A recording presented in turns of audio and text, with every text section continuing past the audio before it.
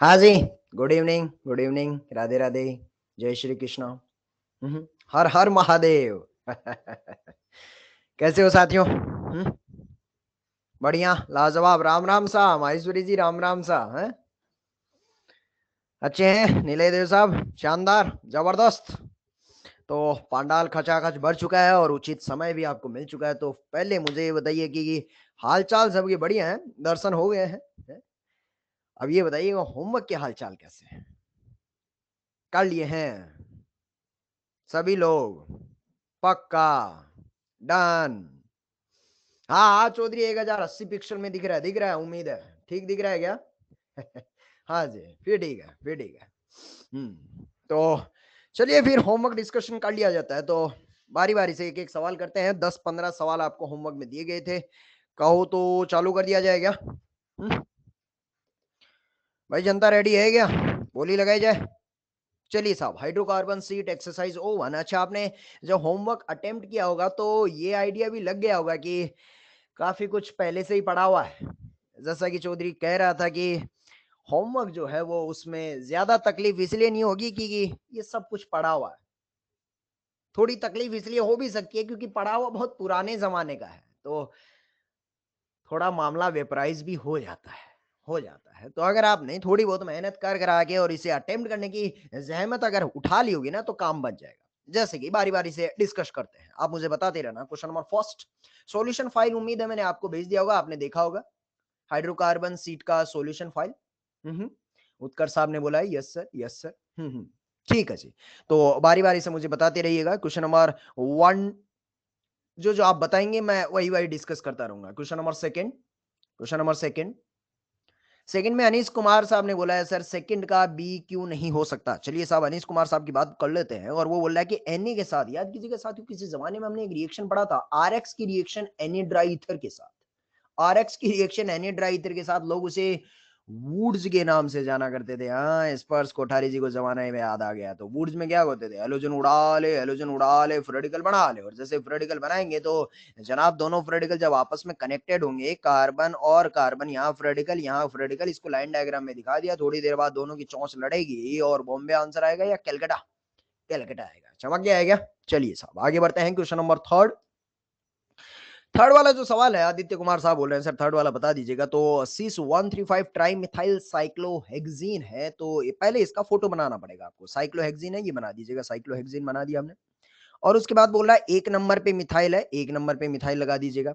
उसके बाद बोल रहा है 3 नंबर पे भी मिथाइल है, 3 नंबर पे भी मिथाइल है और 5 नंबर पे भी मिथाइल है। 135 मिथाइल ट्राई मिथाइल लगा दिया और साइक्लोहेक्सेन। अब इसकी अभिक्रिया आप करवा रहे हैं एनबीएस के साथ। एनबीएस वाली रिएक्शन किसी जमाने में हमने उस दौर में पढ़ा था जो वो फ्री रेडिकल का दौर आया करता था।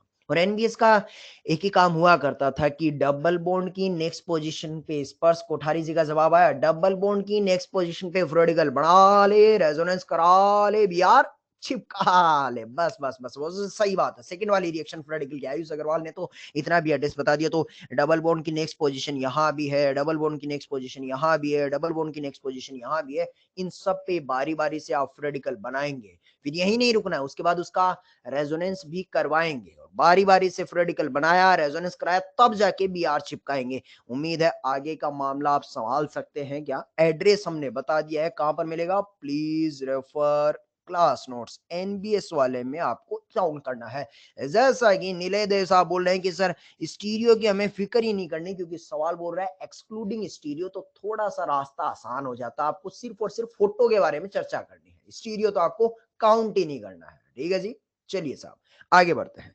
क्वेश्चन नंबर 5, 5 से पहले 4 वाला भी बोल रहा है।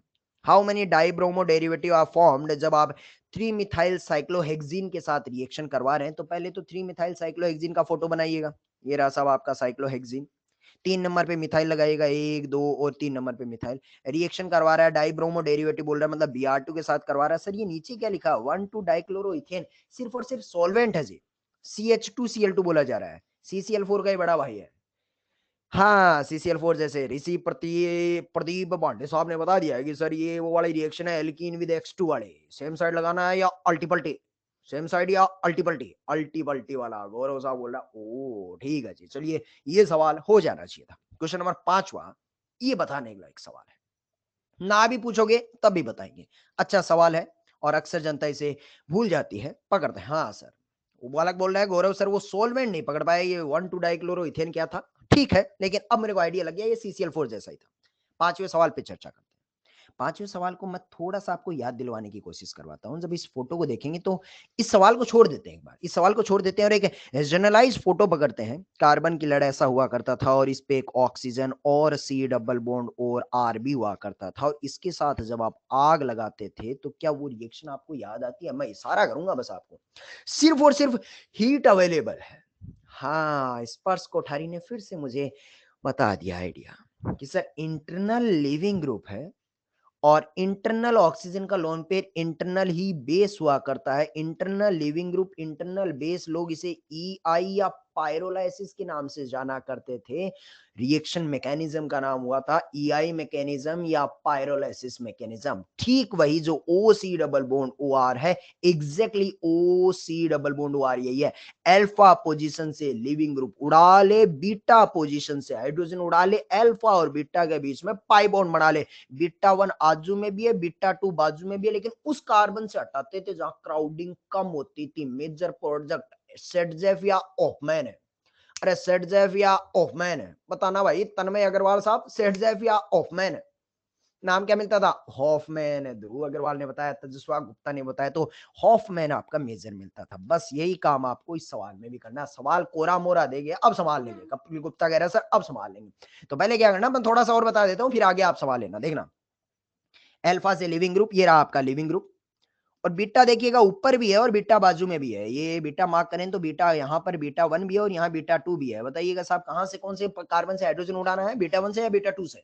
जनता का जवाब चाहिए। आदित्य पाल साहब ने बता दिया सर बीटा 2, क्योंकि यहाँ क्राउडिंग कम है। अल्फा से लिविंग ग्रुप, बीटा से हाइड्रोजन, तो अल्फा और बीटा के बीच में पाई बॉन्ड बनेगा, ये सी डबल बॉन्ड सी बन जाएगा। इस पे पीएच टिका रहेगा और ऊपर जो लड़ पड़ी है जैसी की जैसी है वैसी की वैसी बना दीजिएगा। एच पी एच और CH3, उसके साथ कोई बदलाव मत करें। ये जो कंपाउंड बन के तैयार होगा ये कंपाउंड आपका पी वाला होगा। बस इसके बाद Br2CCl4 आएगा, पाई बॉन्ड उड़ा ले, दोनों हैलोजन लगा ले, Na एसीटोन फिर से दोनों ब्रोमीन को उड़ा देगा और क्या आपको एहसास हो रहा है? हाँ, डी हेलोजिनेशन। और वापस यही जो P है, सच बोलूं तो वही Q है।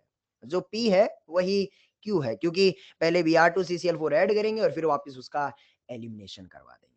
उम्मीद है समझ पा रहे हैं जी। हेलो, अरे आ गया क्या? अरे भाई खोपड़ी में, हाँ बोलना। ठीक है, अमृतांशु शेखर साहब बोल रहे चमका सर।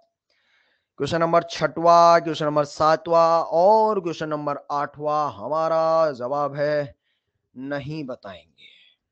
नहीं बताएंगे। पूछेगा क्या? अरे पूछेगा क्या? लल्लू है सर, नहीं पूछेंगे। एक बोल रहा है सर मृणाल अग्रवाल जी पूछ रहे हैं क्या? हाँ सर, 6वां वाला बता दीजिएगा। एंटी मार्कोनिकोफ मृणाल बालिके, ये पूछा जा रहा है कहाँ ऑब्जर्व नहीं हो रहा है। मार्कोनिकोफ हो या एंटी मार्कोनिकोफ हो, जब कंपाउंड आपका सिमेट्रिकल हो जाता है ना, तो वहां वो मार्कोनिकोफ एंटी मार्कोनिकोफ रूल ही नहीं लगता। याद कीजिएगा, मार्कोनिकोफ एंटी मार्कोनिकोफ सुलट जाता था। एक तो कार्बोकेटाइन रीअरेंजमेंट जहां होता था और एक जहां पर है सिमेट्रिकल वाला कंपाउंड होता था। मृणाल अग्रवाल एक बार ओके बोल दीजिएगा। 8वां वाला भी बता देते हैं। वो बोल रहा है मोस्ट रेडियली Br कहां पर रिएक्शन करेगा? Br, जब आप Br के साथ रिएक्शन करवाएंगे तो HBr वाली जब रिएक्शन करवाते हैं तो मुझे बताइएगा, जब H प्लस इन पे अटैक करवाता था, या Br2 वाली करवा दो, एल्किन विद HX करवा लो या X2 वाली करवा लो, जब एल्कीन पे अटैक करते थे तो ये गरीब की तरह होते थे और एल्कीन एक आपका अमीर की तरह काम करता था। हाँ कि ना? यानी कि पहला वाला तो सच बोलूं तो रिएक्शन ही नहीं देगा। एल्कीन विद HX पढ़ा है, एल्कीन विद X2 पढ़ा है, लेकिन एल्केन के साथ तो नहीं पड़ेगा। ए तो रेस से बाहर हो गया। अब ये भी एल्कीन है, ये एल्काइन है और ये एल्कीन है। बाद में पता चलता है एल्काइन का हाइब्रिडाइजेशन तो भाई साहब sp है और एल्कीन का हाइब्रिडाइजेशन sp2 है। अगर sp है तो परसेंटेज एस करेक्टर बढ़ेगा, परसेंटेज एस करेक्टर बढ़ेगा तो en बढ़ेगी, और अगर आपका en बढ़ गया है तो कंजूस हो जाएगा। इसका मतलब अपना पैसा नहीं देगा, अपना पैसा नहीं देगा, डोनेटिंग टेंडेंसी डिक्रीज हो जाएगी। इसका मतलब वो जो है उसकी रिएक्टिविटी ज्यादा नहीं आएगी, कम आएगी, कम आएगी। आपको मोस्ट रेडियली पूछ रहा है, मतलब सी भी रेस से बाहर हो गया। अब या तो आंसर बी आएगा या तो आंसर डी आएगा। इतना समझ आया? तुम आगे बताओ जनता, हाँ बताइएगा। Yes sir. अब बी और डी में न्यूक्लियोफिलिसिटी किसकी ज्यादा है? तो बी एल्कीन और डी बी एल्कीन। अब आप मुझे देख के बताइएगा, जुड़े हुए CH3 का कुछ लगेगा? हाँ, तो उस इफेक्ट की वजह से ज्यादा अमीर ज्यादा कौन साबित होने वाला? बॉम्बे वाला या दिल्ली वाला? ए भाई बॉम्बे वाला या दिल्ली वाला? दिल्ली वाला। तो इसलिए हमारा करेक्ट आंसर हो जाएगा डी फॉर दिल्ली है। उम्मीद है जा चुका होगा दिलो दिमाग तक। चलिए साहब अगले सवाल की तरफ बढ़ते हैं। अमृतांशु शेखर साहब, आप एनसीईआरटी का जो भी पूछ रहे हैं सही वक्त पर नहीं पूछ रहे हैं, क्योंकि इस वक्त चौधरी जिस चीज में रमा हुआ है वो उसी डिस्कशन में है। तो एरा गहरा लीक से हटकर कुछ ना पूछा जाए तो ज्यादा बेहतर है, रिदम टूट जाएगा। Question number 9। 9 वाले में बोल रहा है आयनिक रिएक्शन हाइड्रोक्लोरिक एसिड, शायद आप पहचान नहीं पा रहे होंगे, ये HCl वाला रिएक्शन है, मतलब इनडायरेक्टली बोल रहा है alkene with HX। Alkene with HX। आगे सवाल लेगा क्या? Alkene with HX, EAR alkene with HX stable carbocation बना ले। स्टेबल कार्बोकेटाइन बनाने के बाद आगे जो चेक करना चेक कर ले। सवाल लेगा क्या भाई? हाँ बोलना। ठीक है। अगला वाला बोल रहा है कि ऐसा क्या डाला जाए कि प्रोडक्ट आपका नॉन डिसॉल्वेबल बन जाएगा। शायद ये सारी रिएक्शन आपको पता है, Br2 वाटर वाला है, टर्मिनल T1T2, ये कोल्ड डाइल्यूट केमेनोफोर, जैसे सृष्टि जी कह रहे हैं कि साहब ये बेर रिएजेंट है, जहां पर हमने बेर बनाया है वहीं पर इसी के बाजू में परऑक्सी एसिड वाला HCO3 एसिड, ये परऑक्सी वाला है। बस फर्क इतना होता था कि बेर वाला सेम साइड ऐड करता और परऑक्सी वाला अल्टी पल्टी ऐड करता, बस इतना सा ही फर्क है। नॉन रिजोल्वेबल पूछ रहा है, रिजोल्वेबल मैं बता देता हूं, रिजोल्वेबल मिक्सर पूछा जाता है उसको कहा जाता है, जो रेसमिक मिक्सर होता है उसे रिजोल्वेबल मिक्सर कहा जाता है, उसी का दूसरा नाम है। नॉन रिजोल्वेबल है मतलब ये रेसमिक मिक्सचर नहीं बना रहा होगा, ये मीजो कंपाउंड जो बन रहा होगा उसके बारे में चर्चा करना है। मतलब बारी बारी से इन तीनों का अटैक करवाइएगा और जहां पर मीजो बन जाए वहां चेक कर लेना। ये जो सिस लिखा है ना, थोड़ी सी टाइपिंग एरर है, ये सिस एक्चुअली इसके बारे में बोल रहा है, मतलब ओरिजिनल रिएक्टेंट आपका ऐसा है, ये सिस थोड़ी जगह बदल गया है, ये सिस एक्चुअली रिएक्टेंट के नीचे लिखा हुआ है। मतलब सिस एल्किन के साथ ऐसा क्या अटैक करवाएं कि प्रोडक्ट आपका रेसमिक मिक्सचर नहीं मिलना चाहिए, मीजो मिलना चाहिए, वो नॉन रिजोल्वेबल होगा। उम्मीद है आगे आप संभाल सकते हैं क्या? Question number 11। HgSO4 ये कहाँ इस्तेमाल किया था सर? HgSO4, HgSO, हाँ अमृतांशु अमृतराज साहब का जवाब आ गया, कुचरो।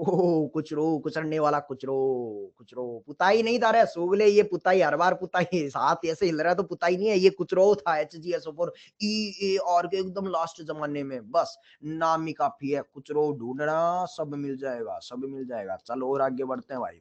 क्वेश्चन नंबर 11वें के बाद 12वां वाला, एल्कोहल के साथ एसिडिक मीडियम में H2SO4 के साथ रिएक्शन करवाते हैं, शायद मेरे जीवन काल की ये पहली रिएक्शन थी, नाम था के, और बता रहा है डिहाइड्रेशन ऑफ एल्कोहल, उसके बाद एल्कीन बनेगी, एल्कीन के साथ बाद में NBS, बोले तो बताना है क्या रे? अरे 12वां वाला बताना है क्या भाई? गजोदर भैया, जिसको रिवीजन रिवीजन खेल रहा होगा उसको नहीं बताना है। हाँ ठीक है। अगला वाला बोल रहा है सर ये कोलबे बोलबे, कोलबे बोलबे, बोले तो सर ये नाम नहीं पता चल रहे, ये पोटेशियम फ्यूमेरेट क्या है? किसी जमाने में हमने पढ़ा था मिल जाने वाले थे मेलाइक एसिड, और जो दूसरा वाला था वो था फ्यूमेरिक एसिड। ये पोटेशियम फ्यूमेरेट मतलब ये फ्यूमेरिक एसिड जो है ना, एक्चुअली ऐसा था COOH, इसको कहते हैं फ्यूमेरिक एसिड। अब उसने फ्यूमेरिक एसिड नहीं बोला है, पोटेशियम, ये पूरा पोटेशियम है, तो ये COO माइनस और K प्लस है, पोटेशियम फ्यूमेरेट, ये भी O माइनस और K प्लस है, पोटेशियम फ्यूमेरेट, ये इसका पूरा नाम है। समझ गया है क्या? हाँ नीले देव बोल रहे सर क्लास नोट्स में है। क्वेश्चन नंबर 14, लोग कहते हैं ये है OMDM और वो है हाइड्रोबोरेशन। आगे चौधरी बोल रहा अब ना बताऊंगा, इसके आगे नहीं बताऊंगा, तो 13 14 में इसके आगे नहीं बताऊंगा। आदित्य बोल रहा नहीं बताइएगा सर, नहीं बताइएगा। 15वां वाला बोल रहा RX की रिएक्शन Mg ड्राइथर के साथ, लोग इसे RMGX कहते हैं। RMGX की रिएक्शन है सर, आगे देखें तो दुनिया भर की ग्रिग्नार्ड के साथ रिएक्शन पड़ी थी, लेकिन और आज की बात बताऊं तो अमाइड के पास जो हाइड्रोजन है ना, लोग इसको एसिडिक हाइड्रोजन कहते हैं। तो आप बाकी कुछ सोच रहे हो ना सोच रहे हो, लेकिन मैं बता देता हूं आगे कुछ नहीं होना, सबसे आसान वाली रिएक्शन है। निशांत कुमार मीणा जैसे बोल रहा है कि एसिड बेस करवा दे चौधरी, RMGX की रिएक्शन एसिड बेस करवाएगा, जेरेविटन ऑफ ध्रुव ने बोला क्या बनाने का? RH बनाने का, मस्त रहने का। सुलझ गया है क्या? एक्सरसाइज ओवन है या था, समाप्त हो जाता है। तो एक्सरसाइज ओवन में जैसा कि ये हाइड्रोकार्बन की सीट थी हमारी, और हाइड्रोकार्बन की सीट में चलिए लोग कहते हैं सर वो हाइड्रोकार्बन पढ़ाया नहीं आपने, कब पढ़ाओगे? तो चलो मैं रिवीजन करवाता हूँ। पहली वाली रिएक्शन कोलबे हाइड्रोकार्बन है, दूसरा रिएक्शन वुड्स हाइड्रोकार्बन है, तीसरा NBS हाइड्रोकार्बन। हाइड्रोकार्बन क्या करता है? एल्केन एल्कीन एल्काइन, ये सब हाइड्रोकार्बन में ही होता है साहब। तो जितने भी ओवन के सवाल हैं वो सारे के सारे कहीं ना कहीं या तो रिएक्टेंट की साइड या तो प्रोडक्ट की साइड आपका एल्केन, एल्कीन अथवा एल्काइन में से कोई ना कोई रहा होगा। तो सबको इनडायरेक्टली बोलूं तो यही आपका हाइड्रोकार्बन है। बाद में पता चलता हाइड्रोकार्बन नाम का चैप्टर है या था। Already taught. तो उम्मीद है पिक्चर क्लियर हो गया होगा कि हाइड्रोकार्बन हमने कहां पढ़ लिया है। हाइड्रोकार्बन हमने कहां पढ़ लिया है, पढ़ लिया जी। तो बढ़िया सीट है, जैसा ध्रुव गोयल कह रहे हैं, मैं भी उन बात से सहमत करूंगा कि सर सीट अच्छा है, उसमें रिवीजन हो जाता है। मृणाल अग्रवाल जी कह रहे हैं सर R4 रिवीजन मार्क करवा दीजिएगा। मृणाल जी एक्सरसाइज O1, S1 और S2 एक साथ अटेम्प्ट कीजिएगा, उसके बाद पूरी सीट में एक साथ ही R4 रिवीजन मार्क करवा देंगे। ठीक है जी। समय की अपनी सीमाएं हैं। हमने O2 में भी आपको 5 सवाल दिए थे, लेकिन आज हम O1 पे डिस्कस करेंगे। O1 तक ही डिस्कस करेंगे, बचे हुए सवाल अगली क्लास में। कहो तो सिनेमा के द्वार खोल दिए जाए। चलिए कुछ कुछ पढ़ लेते हैं। क्या कहते हो बिड़ू भाई, पक्का? चलिए साहब, तो हम पढ़ रहे थे जनाब लास्ट लेक्चर में, क्या पढ़ रहे थे? भूला चौधरी, भूला। सर भूलने से पहले, याद करने से पहले हमें तो परंपराओं का निर्वाह करना पड़ेगा और मेडिटेशन जोन में जाना ही पड़ेगा।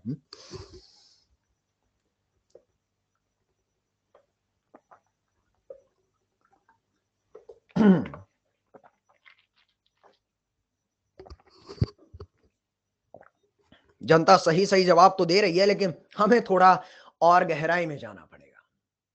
लास्ट लेक्चर में कई दिनों की मुलाकात के बाद, कई दिनों के फासले के बाद हमारी असली एक मुलाकात हुई थी। और मुलाकात होते ही शुरुआती दौर में तो हमने पूरी ऑर्गेनिक केमिस्ट्री का एक सफर करके आए थे, अलग अलग रिएक्शन, अलग अलग चैप्टर, और फिर हमने एक नया चैप्टर शुरू किया था, नाम था कार्बोक्सिलिक एसिड। और कार्बोक्सिलिक एसिड में चैप्टर का नाम शुरू होते ही पहली हेडिंग यही आई थी, जो नाम था प्रिपरेशन ऑफ कार्बोक्सिलिक एसिड। बाद में पता चलता है प्रिपरेशन में वो ऑक्सीडेशन मेथड हो, परायोडिक क्लीवेज हो, या फिर आपका हेलोफोम रिएक्शन हो, ग्रिग्नार्ड के साथ रिएक्शन हो, जेसीबी कंसेप्ट का हाइड्रोलिसिस हो, ये सारी चीजें तो मैं पहले पढ़ चुका था। प्रिपरेशन में जो नई चीज निकल के आई थी वो एक ही रिएक्शन थी, उसका नाम था, रे याद नहीं आ रहा, आंखें बंद है, मैं आपकी चेट पढ़ भी नहीं रहा हूँ, वो नाम था, हाँ, कोलबे।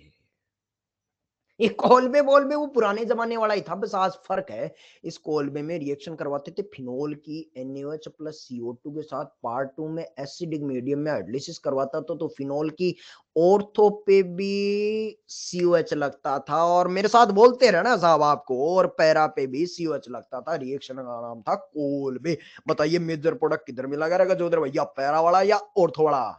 ऑर्थो वाला, क्योंकि ऑर्थो वाले में H बॉन्डिंग हुआ करता था। हाँ, कोलबे में कोई और थोड़ी गहराई में पूछ ले मैकेनिज्म पे, तो यहाँ जो इलेक्ट्रोफाइल की तरह काम करता है, कौन करता है इलेक्ट्रोफाइल, इसमें था CO2।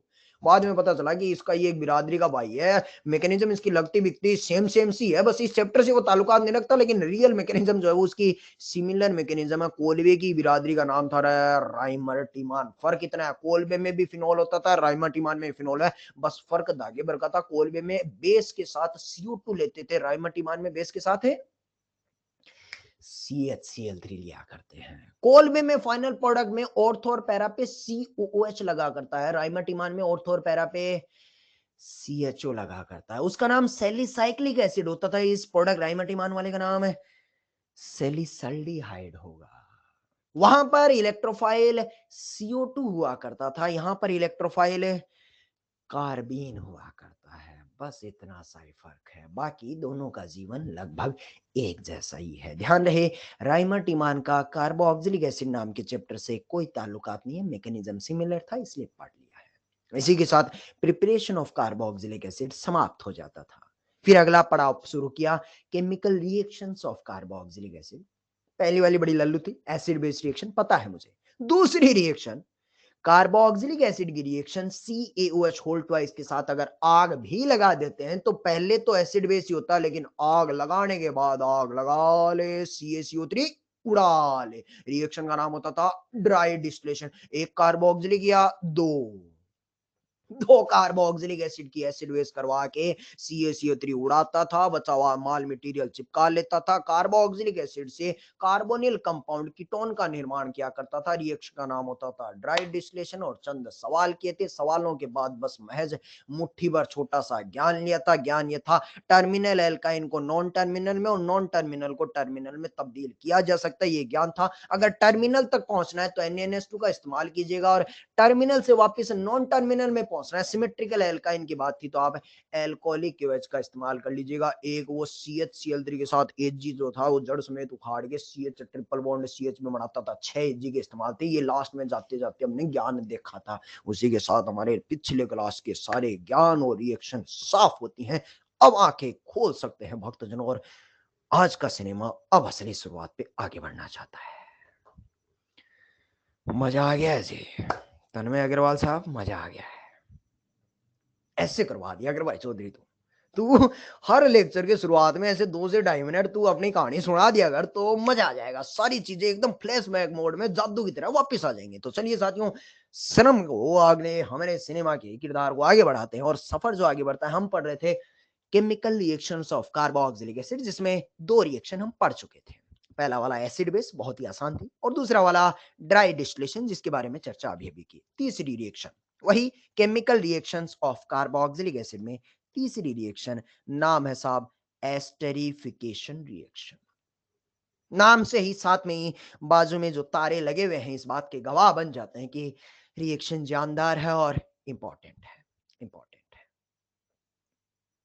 उम्मीद है अब अगले 5 से 10 से 15 मिनट वादे निभाने के लिए तैयार हैं। वंश जैन साहब ने कह दिया सर, वादा दे दिया। बढ़िया रिएक्शन एस्टरिफिकेशन रिएक्शन, और चर्चा करते हैं। कार्बोक्सिलिक एसिड, बस 10 मिनट मेरे, बाकी तो आपके आपके हैं। कार्बोक्सिलिक एसिड रिएक्शन करवाते हैं अल्कोहल के साथ। कार्बोक्सिलिक एसिड और अल्कोहल के साथ एसिडिक मीडियम में जब आप रिएक्शन करवाते हैं तो कार्बोक्सिलिक एसिड का OH टुकुर टुकुर अल्कोहल के साथ दोस्ती करेगा। इसका OH, इसका H पानी है या था, और पानी है या था, पानी निकल लेगा। बस जितना मैं पूछता रहा हूं उतना उतना मेरे को जवाब देते रहना, ऊर्जा का संचार होता रहेगा साहब।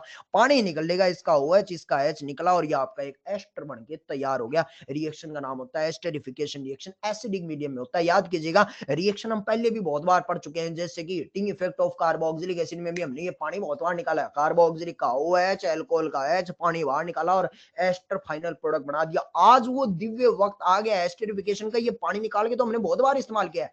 आज वो रियल वक्त है जब हम आज ये भी देखेंगे कि ये पानी निकल के आखिरकार एस्टर बना तो बना कैसे। आज उसकी रियलिटी को भी देखेंगे। आज से पहले तो सिर्फ और सिर्फ डब्बे मैकेनिज्म से पानी बाहर निकाला करते थे। आज रियलिटी में ये भी देखेंगे कि ये आखिरकार एस्टर बना तो बना कैसे। तो चलिए मैकेनिज्म की शुरुआत करते हैं। सबसे पहले आपका कार्बोक्सिलिक एसिड आएगा, और कार्बोक्सिलिक एसिड के साथ अल्कोहल अटैक करने जाएगा। कैसे करेगा तो देख के बताइएगा। क्या कार्बोक्सिलिक एसिड में कार्बन और ऑक्सीजन में ज्यादा ईएन किसकी है? बताइएगा साहब। कार्बन और ऑक्सीजन में ज्यादा ईएन किसके? ऑक्सीजन की। तो कार्बन के सर पे पार्शियल पॉजिटिव, और एक बार कार्बन के सर पे पार्शियल पॉजिटिव चार्ज होगा तो RCOOH जब यहाँ बैठा हुआ नजर आएगा, और इसके साथ ही इस कार्बन के सर पे पार्शियल पॉजिटिव चार्ज होगा तो ROH आपने उसी बीकर में लिया है, अल्कोहल बीकर में लिया है। कार्बन का पार्शियल पॉजिटिव जब पैसा पैसा मांग रहा होगा तो बता दीजिएगा जनाब, कहीं पैसा है क्या? अरे कहीं पैसा है क्या? कहाँ? ऑक्सीजन का लोन पेयर। बस तो अल्कोहल के ऑक्सीजन के लोन पेयर का attack polar pi bond, oxygen के लोन पेयर का अटैक पोलर पाई बॉन्ड खटैक करके जाएगा, नहीं जाएगा सूले। वो इसलिए नहीं जाएगा क्योंकि ध्यान से कभी देखा ही नहीं उसको। याद कीजिएगा, हमने 3 तरह के न्यूक्लियोफाइल पढ़े हैं। तन्मय अग्रवाल को, झील असत्ती को, इनको याद आ गया। 3 तरह के न्यूक्लियोफाइल पढ़े हैं। एक सबसे स्ट्रॉन्ग वाला होता था, जुड़ गया तो हटेगा नहीं। एक मॉडरेट होता था, जुड़ता हटता जुड़ता हटता। और एक घटिया वाले होते थे, मोरियन पे लोन पेयर वाले, मोर इलेक्ट्रोनेगेटिव एलिमेंट पे लोन पेयर वाले होते थे, जुड़ता ही नहीं था, जुड़ता ही नहीं था। भाई साहब ये बता दीजिए, ये स्ट्रॉन्ग वाला है, मॉडरेट वाला है, या घटिया वाला है? अरे ये स्ट्रॉन्ग वाला है, मॉडरेट वाला है। हाँ अब याद आया लोगों को, ये पुअर न्यूक्लियोफाइल है, और घटिया वाला न्यूक्लियोफाइल है वो उस कार्बन के डेल्टा पॉजिटिव पे अटैक ही नहीं करता। ROH जो है वो पुअर न्यूक्लियोफाइल है। तो शायद रिएक्शन को शुरुआत करने के लिए पहले भी उसी जमाने को फिर से याद दिला देता हूँ, जहां पुअर न्यूक्लियोफाइल के 2 रिएक्शन पढ़ के आए थे। एक NH2Z वाली पढ़ के आए थे, और एक एसिटल एसिटल वाला पढ़ के आए थे। वहां पर भी हमने रिएक्शन की जब शुरुआत की तो पहले चुटकी भर H+ डाला करते थे। याद आया? हाँ साहब, तो ये H प्लस जो बीकर में डाला है वो इसी तरीके के से लिए डाला है, इसी मकसद को साबित करने के लिए डाला है कि पहले जो है वो आप कार्बोक्सिलिक एसिड पे डायरेक्टली अटैक मत करवाइएगा, कार्बोक्सिलिक एसिड पे पहले H प्लस चुटकी भर डालिएगा, जैसे डालेंगे वो H प्लस ऑक्सीजन के लोन पेयर पे अटैक करेगा, प्रोटोनेशन हो जाएगा, ये शर्मा साहब ने बोला। अब जब प्रोटोनेशन हो जाएगा तो फिर अब वो ऑक्सीजन आपका गुस्सा आ गया भाई, जैसे ऑक्सीजन पे पॉजिटिव चार्ज आया वो गुस्सा आ गया, गुस्सा आएगा तो पोलर पाई बॉन्ड अब बड़ी तेजी से खींचेगा, कार्बन पे अभी भी गरीबी आना शुरू हो जाएगी। ये डेल्टा 2 पॉजिटिव मार्क कर दूं और पहले वाला जो था वो डेल्टा 1 पॉजिटिव मार्क कर दूं। बता दीजिएगा साहब, एल्कोहल वाला बाहर बीकर में बैठा होगा, ये डेल्टा पॉजिटिव भी बुला रहा होगा, इनिशियली इसको डेल्टा 1 मार्क कर देते हैं और ये H प्लस डालने के बाद डेल्टा 2। बताइएगा साहब, एल्कोहल उस वाले पे भी आप अटैक करवाने की सोच रहे थे, इस वाले पे भी अटैक करवाने की सोच रहे हैं, लेकिन पहले वाला महज और महज बुला रहा होगा। आज भी डेल्टा पॉजिटिव चार्ज है, लेकिन ये एक आम ऑक्सीजन की वजह से है या गुस्साए हुए ऑक्सीजन की वजह से है? अरे ये एक आम ऑक्सीजन की वजह से है या गुस्साए हुए गुस्से वाला है, तो वो बुला रहा होगा, तो ये वाला चीख रहा चिल्ला रहा होगा। कह सकता हूं डेल्टा 1 से डेल्टा 2 का मैग्नीट्यूड कई गुना ज्यादा होगा। हाँ, अब तो अल्कोहल को भी दया आ जाएगी और आखिरकार एक घटिया न्यूक्लियोफाइल होने के बावजूद भी उस डेल्टा पॉजिटिव चार्ज पे आखिरकार अब अटैक कर ही देगा। समझ आया जी? इतनी बात समझ आई तो मैं आगे बढ़ूं कि रियलिटी में ये रिएक्शन अपने आप नहीं शुरू होती है। मतलब होता क्या है कि कार्बोक्सिलिक एसिड पे ध्यान से सुनते रहे और कहानी की तरह इसे महसूस करते रहे। कार्बोक्सिलिक एसिड पे पहले चुटकी भर H प्लस डालना होगा ताकि उसका गुस्सा बढ़े और कार्बन पे गरीबी बढ़े, तब जाके एक घटिया न्यूक्लियोफाइल उस पर अटैक करेगा। रिएक्शन ऐसे इनिशिएट होती है। अब आगे बढ़ते हैं, आगे धीरे धीरे सुनते रहिएगा। एल्कोहल ने जैसे इस पे अटैक करेगा तो एल्कोहल के ऑक्सीजन के लोन पेयर का attack polar pi bond, lone pair का अटैक पोलर पाई बॉन्ड खटैक करके टूट जाएगा। टूटेगा तो अगली फोटो ऐसा बनेगा। अच्छा, यही स्टेप आपका आरडीएस होगा। आगे बताऊं ना बताऊं उससे पहले ही ये स्टेप का मुझे आइडिया लग गया है, क्योंकि ये एक आरडीएस स्टेप इसलिए हो जाता है क्योंकि ये जो डेल्टा पॉजिटिव पे अटैक करवा रहे हैं वो भी आखिरकार एक घटिया न्यूक्लियोफाइल की तरह ही से तो करवा रहे हैं। भले ही वो चीख रहा चिल्ला रहा हो, लेकिन उसे बुलाना इतना आसान नहीं है। तो आरडीएस स्टेप जैसा हम पुअर न्यूक्लियोफाइल में पहले भी पढ़ के आए थे ना, एसिटल हेमी एसिटल वाला NH2Z वाला, वो आज भी आरडीएस स्टेप यही वाला है। ये मैंने आरडीएस स्टेप हो गया। अच्छा, जब अटैक किया होगा तो लोन पेयर का अटैक पोलर पाई बॉन्ड खटैक करके टूट गया। यहां बना OH और इस ऑक्सीजन पे भी आपका लोन पेयर ने डोनेट किया है। एल्कोहल के लोन पेयर ने डोनेट किया है। जितना बोलूं बस उतना ही देखना भाई साहब, आगे मत पढ़ना। लोन पेयर ने अटैक किया तो ऑक्सीजन के लोन पेयर ने डोनेट किया तो ऑक्सीजन के सर पे पॉजिटिव चार्ज, और जैसे ही इसके सर पे पॉजिटिव चार्ज आएगा तो फिर ये गुस्सा आएगा। जैसे ये गुस्साएगा तो बताइएगा थोड़ी देर के बाद इस हाइड्रोजन है या था, अरे हाइड्रोजन है या था निकल लिया, तो OH वही है, एक OH वही है और ताजा ताजा OR लग गया है। आगे बढ़ने से पहले एक चीज मैं आपको यहीं पर इत्तला कर देता हूं। पूछो क्या? अरे बताओ ना क्या? अरे पूछोगे तभी बताएंगे। हाँ सर, इतना तो समझ आ गया, अटैक करेगा और इसका हाइड्रोजन निकल जाएगा। यहां पर अटैक करवाते वक्त आज तो नहीं, आज तो यहां आर ही लिखा है, लेकिन कल को यहां पर आर की जगह अलग अलग ग्रुप भी आएंगे।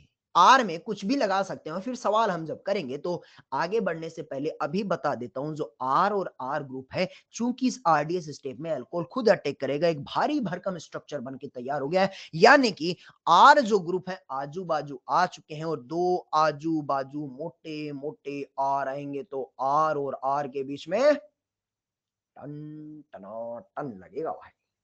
यानी कि जब भी आप फ्यूचर में कोई सवाल कर रहे हो और आपसे कोई रेट ऑफ रिएक्शन का सवाल पूछेगा एस्टेरिफिकेशन में, तो मुझे बता दे आर जो ग्रुप है वो मोटे मोटे होने चाहिए या छोटे छोटे, और आर जो ग्रुप है वो मोटे मोटे होने चाहिए। हाँ, ध्रुव गोयल ने, नीले देव ने, सृष्टि जी ने बोला कि सर आज नहीं कल जब भी मैं सवाल करूंगी और रेट ऑफ रिएक्शन के सवाल पूछेंगे तो आर मेरे छोटे छोटे होने चाहिए। ठीक है, सफर अभी खत्म नहीं हुआ है, एक बीच में एक अलग चीज थी जो आपको बता दी गई है। सवाल आगे बढ़ाते हैं। चूंकि रिएक्शन में अल्कोहल ने अटैक कर दिया, हम यहां तक पहुंच गए हैं। उम्मीद है इस इंटरमीडिएट तक सब पहुंच गए, तो एक बार अपनी सहमति या असहमति दर्शाएं ताकि मैं सफर को आगे बढ़ाऊं। यहां तक सब पहुंच गए हैं क्या? यस सर, पढ़ा गए हैं, पहुंच गए हैं। देवन देवन से अनिल हर्षिता जी ने बता दिया है। ठीक है, मनीष कुमार साहब यहां तक पहुंच गए। चूंकि मीडियम एसिडिक अभी भी बना हुआ है, बीकर में तो H प्लस बेड़ू भाई मैंने ही तो डाला है, यानी बीकर में H प्लस अभी भी मौजूद है। अब जब H प्लस मौजूद है तो इस कंपाउंड पे H प्लस फिर से अटैक करने आएगा। सब H प्लस अगर गरीब है और इस कंपाउंड पे फिर से अटैक करने आएगा तो कहाँ-कहाँ कर सकता है? तो इस पे ऑक्सीजन पे लोन पेयर यहाँ पे भी है, ऑक्सीजन पे लोन पेयर OR पे भी है, ऑक्सीजन पे लोन पेयर इस OH पे भी है। इस OH पे करवाओ, इस OH पे करवाओ, वो तो एक ही बात है, लेकिन हाँ, OH पे भी कर सकता है और OR पे भी कर सकता है। सर, फिर कहाँ अटैक करवाएँ? अगर आपने OR पे अटैक करवाया तो रिएक्शन पीछे की साइड चली जाएगी। फिर से ये गुस्सा आएगा, फिर से फॉरवर्ड आएगी, फिर से H प्लस इस पे अटैक करेगा, फिर से बैकवर्ड जाएगी। आगे पीछे चलता रहा तो अब झक मार के आपको एक नया रास्ता तलाशना पड़ेगा। कहाँ पर अटैक करवाऊँ? OR पे या OH पे? अरे OR पे या OH पे? OH पे तो आखिरकार H प्लस OH पे जाके अटैक करेगा। सर कौन से वाले OH पे करवाना? ऊपर वाले पे, नीचे वाले पे या किसी पे भी? ऊपर वाले पे, नीचे वाले पे या किसी पे भी करवा दे भाई चौधरी तो H प्लस भिड़ा ले पानी उड़ा ले। यही तो सीखा है सर, H प्लस भिड़ाया पानी उड़ा दिया गया साहब। तो ये आपका जो फोटो बन के तैयार होगा कि जब पानी यहाँ से उड़ेगा तो आगे का सफर क्या होगा वो भी देख लेते हैं। जब H प्लस भिड़ेगा, मैंने पानी भी स्टेप बाय स्टेप उड़ाया, यहाँ से पानी उड़ेगा। अब क्या आपको एहसास हो रहा है जब पानी उड़ेगा तो इस कार्बन के सर पे पॉजिटिव चार्ज आएगा? जब यहाँ से पानी उड़ेगा तो इस कार्बन के सर पे आएगा पॉजिटिव चार्ज। आ गया भाई। अब ये करें, पानी तो उड़ने के बाद जन्नत नसीब कर गया, न्यूट्रलाइज हो गया, लेकिन कार्बन के सर पे पॉजिटिव और तभी टुकुर टुकुर कार्बन के बाजू में एक ऑक्सीजन बैठा है। एक कार्बन पे पॉजिटिव और बाजू वाले ऑक्सीजन के सर पे एक संपत्ति पड़ी है।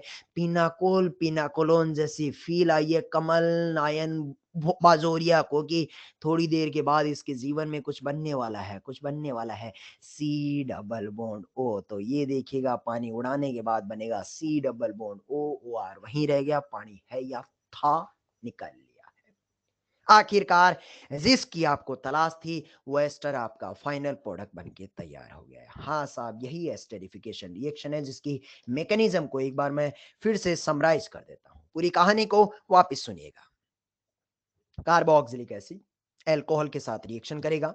सबसे पहले देखूंगा सबसे पहले देखूंगा तो कार्बोक्सिलिक का OH, अल्कोहल का H, पानी उड़ा दीजिएगा, एस्टर बढ़ा लीजिएगा भाई साहब। ये तो मेरा काम के डब्बे वाला काम हो गया। अब मैकेनिज्म देखूं तो मैकेनिज्म में क्या होता है कि सबसे पहले एसिडिक मीडियम में H प्लस डालते हैं। H प्लस डालते हैं तो प्रोटोनेशन होता है, कार्बन की गरीबी बढ़ाई जाती है, फिर अल्कोहल अटैक करता है।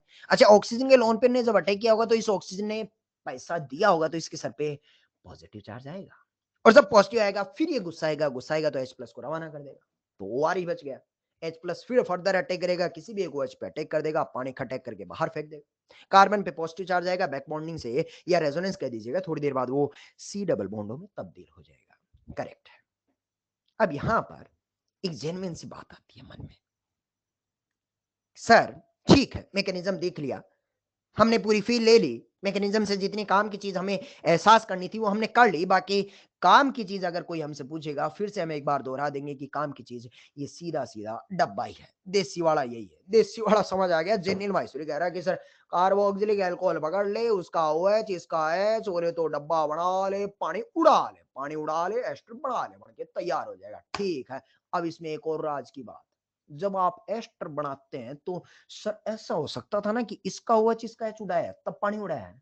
सर मेरे मन में ऐसा आया कि पानी तो उड़ाना है, अल्कोहल का OH उड़ा दूं और कार्बोक्सिलिक का H उड़ा दूं, पानी तो वहां से भी बन सकता है।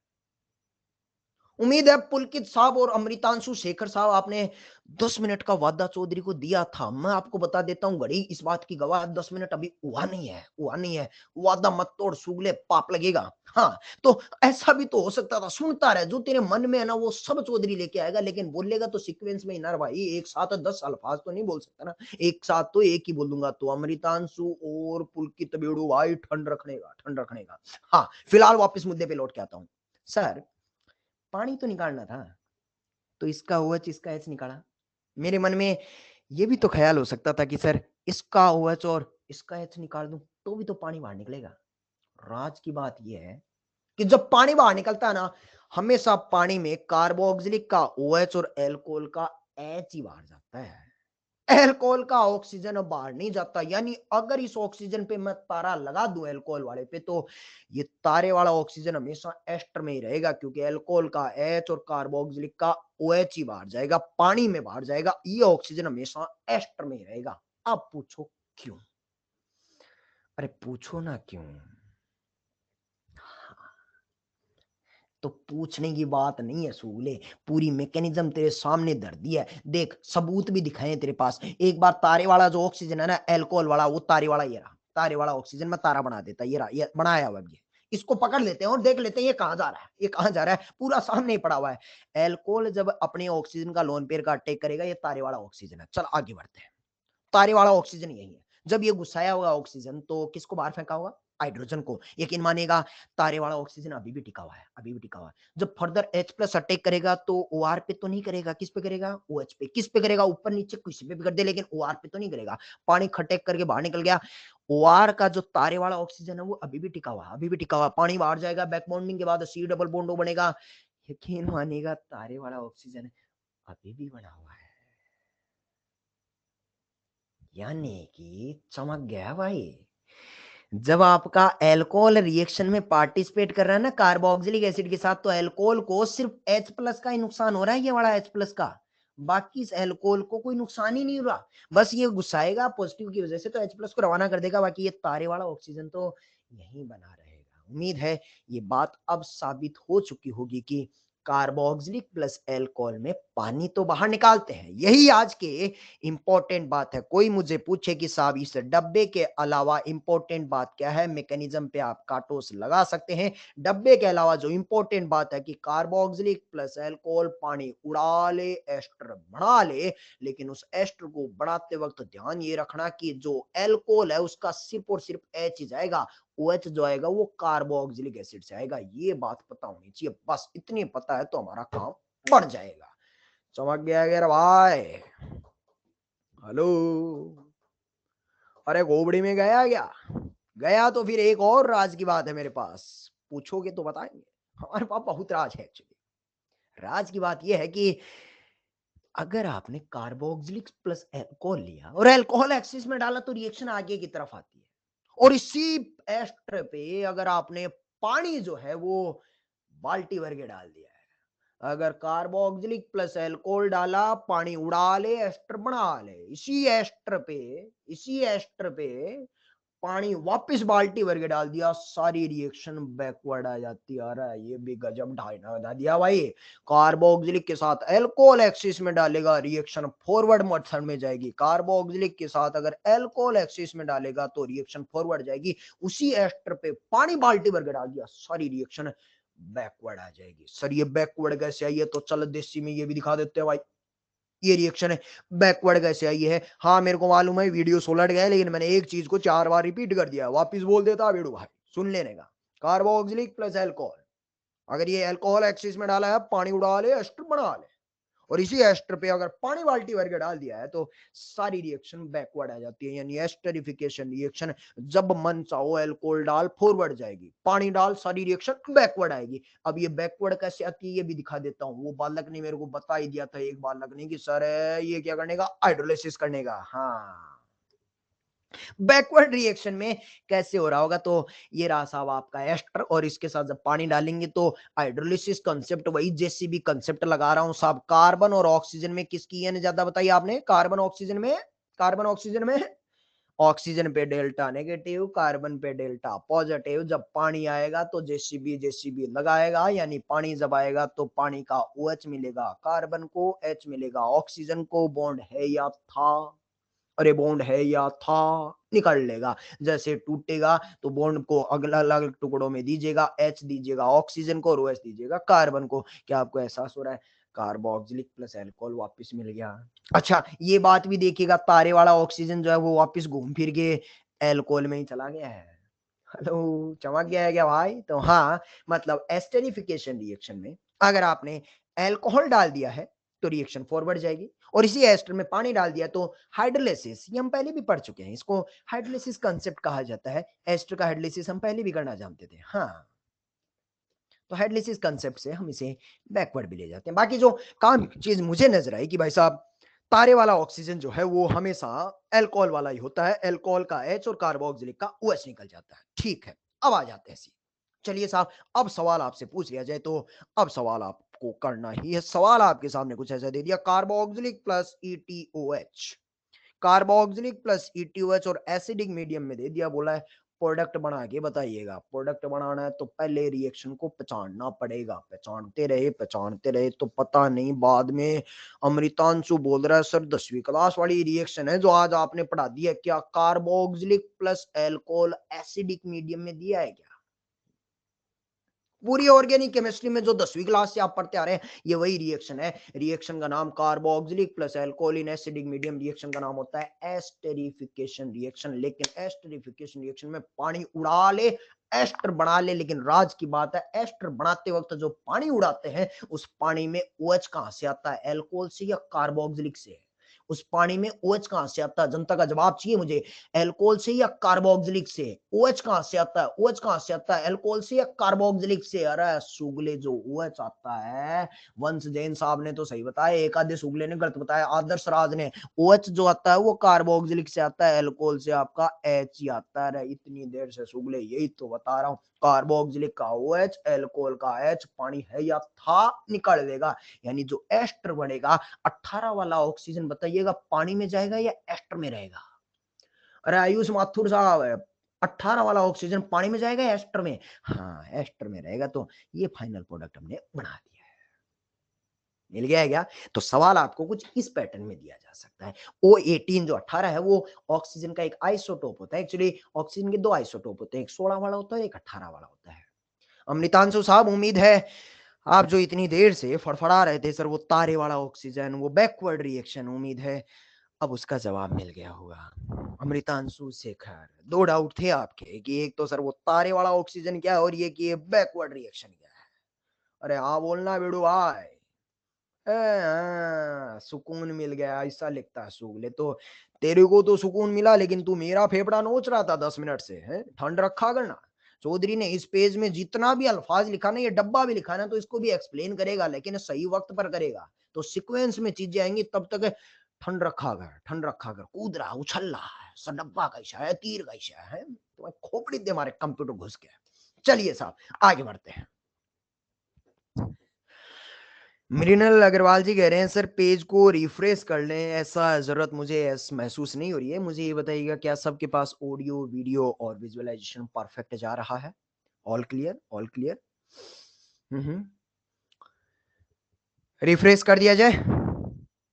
All perfect, all perfect. Damini ji कह रहे हैं, जी लसाती कह रहे हैं सर ऑल क्लियर है। आयुष मजमुदार, जैनिल माहेश्वरी, ध्रुव गोयल सबके पास परफेक्ट क्लियर है तो डिस्टर्ब नहीं करते हैं। रिदम बना हुआ है, रिफ्रेश करते ही तबाही हो जाएगी, फिर से 5-7 मिनट ऊपर नीचे हो जाएगा। सबका ठीक ठीक चल रहा है, ठीक है जी, ठीक है। एक दो बालक है जो बोल रहे हैं सर रिफ्रेश कीजिएगा। प्रियांशु कह रहे हैं सर वीडियो नहीं आ रहा है। स्पर्श कोठारी भी कह रहे हैं आपका वीडियो नहीं आ रहा है। तो चलिए फिर कर देता हूं, मैं कर दूं क्या? कर देते हैं, कर देते हैं। रिफ्रेश कर रहे हैं हम। 2-4 बालक हैं परेशान हुए, कर देते हैं।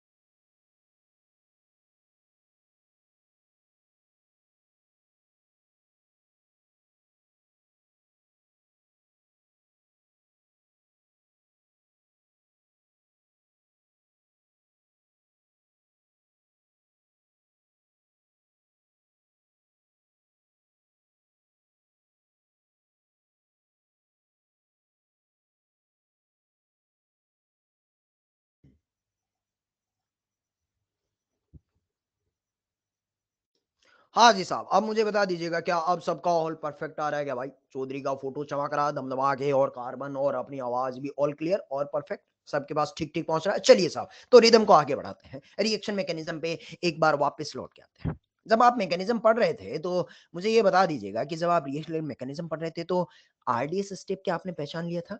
कौन सा स्टेप आरडीएस था जिसमें वो एल्कोहल अटैक किया करता था? वो स्टेप आरडीएस था क्योंकि घटिया न्यूक्लियोफाइल था ना। अब अगर मैं आपसे पूछ लूं कि आरडीएस स्टेट में कितने मॉलिक्यूल पार्टिसिपेट कर रहे हैं? Number of molecule RDS state में कितने मॉलिक्यूल पार्टिसिपेट कर रहे हैं? एक ठो या दो ठो? दो ठो, एक अल्कोहल है और एक ये कार्बोक्सिलिक एसिड।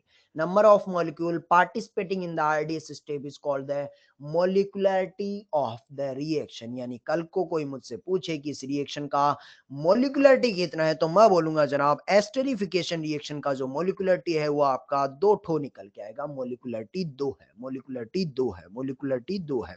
और आगे देखते हैं, जब आप रेट ऑफ रिएक्शन की चर्चा कर रहे थे, तो रेट ऑफ रिएक्शन में एक चीज़ मुझे और देखने को मिली कि जो घटिया वाला न्यूक्लियोफाइल था, वही अटैक कर रहा था। जैसे थोड़ी देर पहले आपने सृष्टि जी ने लोगों ने जवाब दिया था कि जब आप रिएक्शन करवा रहे थे आगे की तरफ, तो मुझे बताइएगा जो R और R ग्रुप, एक R कार्बोक्सिलिक में पहले से है, एक अल्कोहल वाला R आएगा। ये R ग्रुप मोटे-मोटे होने चाहिए या छोटे-छोटे? मोटे-मोटे या छोटे-छोटे? छोटे-छोटे, यानी कि अगर आपको रेट ऑफ रिएक्शन फास्ट करनी है तो मैं बोलूँगा आरडीएस को फास्ट कीजिए, और अगर आपको आरडीएस को फास्ट करना है तो बनने वाला इंटरमीडिएट जो है, ये वाला फोटो है, इसमें तबाही नहीं होनी चाहिए, क्योंकि अगर ये तबाह हो गया तो ये बढ़ने से मना कर देगा, और अगर ये बढ़ेगा ही नहीं तो फिर कदम आगे कैसे बढ़ाएँगे? इसका मतलब आर ग्रुप जो है, अगर अभिक्रिया को रेट ऑफ रिएक्शन को फास्ट करना है तो बल्कि होने चाहिए या स्मॉल होने चाहिए? और बल्कि होने चाहिए या स्मॉल होने चाहिए? स्मॉल होने चाहिए। तो कह सकता हूँ rate of reaction is inversely proportional to steric crowding, जिसको हम टन टनाटन बोल रहे हैं, मोटा मोटा बोल रहे हैं, देसी में उसका टेक्निकल नाम होता है स्टेरिक क्राउडिंग। इसी पे सवाल पूछ लिया होता, बोल देता compare the rate of reaction for esterification reaction. 3 alcohol आपके सामने दे दिया, पहला वाला, दूसरा वाला और तीसरा वाला। जवाब सामने है, लेकिन वैसे देख के बता दीजिएगा। अगर आपके एल्कोहल सामने दे दिए गए हैं तो आइडिया ये लग जाता है कि भाई साहब एल्कोहल हो या कार्बोक्सिलिक एसिड हो, ये ग्रुप मोटे मोटे होने चाहिए या छोटे छोटे? मोटे मोटे या छोटे छोटे? छोटे छोटे, यानी कि सबसे छोटा वाला अल्कोहल कौन है? छोटा सा सवाल है मतलब। तो तीसरा वाला भारी भरकम है, पहला वाला छोटा है, तो पहला वाला रेट ऑफ रिएक्शन फास्टर हो जाएगा। करेक्ट है। आप इसको अल्कोहल अलग अलग लिए हैं, इसका मतलब अंडरस्टूड है कार्बोक्सिलिक एसिड एक ही रहा होगा। आप इसको रिवर्स में भी सोच सकते हैं, अगर आपने कार्बोक्सिलिक एसिड अलग अलग ले लिए होंगे, जैसे अलग अलग कार्बोक्सिलिक एसिड है, एस्टरिफिकेशन में कार्बोक्सिलिक, इसका मतलब अल्कोहल एक ही रहा होगा, सारे कार्बोक्सिलिक एसिड एक ही अल्कोहल के साथ रिएक्शन कर रहे होंगे। फिर से ये आइडिया लग जाता है कि सबसे बड़ा कार्बोक्सिलिक एसिड होना चाहिए या छोटा वाला? कार्बोक्सिलिक एसिड में बड़ा वाला भारी वाला होना चाहिए या छोटा वाला होना चाहिए? छोटा वाला होना चाहिए। तो जो सबसे छोटा कार्बोक्सिलिक एसिड है, उसका रेट ऑफ रिएक्शन बड़ा फास्ट मिलता हुआ नजर आएगा। समझ आ गया जी? तो ये एस्टरिफिकेशन की रेट ऑफ रिएक्शन का भी ऑर्डर हमें मिल जाता है। अब इस रिएक्शन को अगर नाम देने की कोशिश करें, इस रिएक्शन का मॉलिक्यूलरिटी, ये एक बड़ा छोटा सा कंसेप्ट था जो मेरे खोपड़ी में जा चुका है। रिएक्शन का मॉलिक्यूलरिटी कितना निकल के आया था? 2 ठो। अगर इसे रिएक्शन में देखा जाए तो ओवरऑल जब आप रिएक्टेंट से प्रोडक्ट की साइड गए हैं, अगर रियल मैकेनिज्म को छोड़ दूं और सिर्फ रिएक्टेंट से प्रोडक्ट की साइड ही जाके देखूं, तो ऐसा एहसास होता है कि फाइनली रिएक्टेंट से जब प्रोडक्ट जा रहा था तो एक OH को एक OR ने रिप्लेस कर दिया है। अगर कोई मुझे नीचे की क्या हुआ है ये बताए ही ना, कि रियल मैकेनिज्म आपको नहीं बताएंगे, सिर्फ रिएक्टेंट और प्रोडक्ट को देखेंगे, तो रिएक्टेंट और प्रोडक्ट में जो ओवरऑल देखूं तो एक OH को एक OR ने सब्स्टिट्यूट कर दिया है।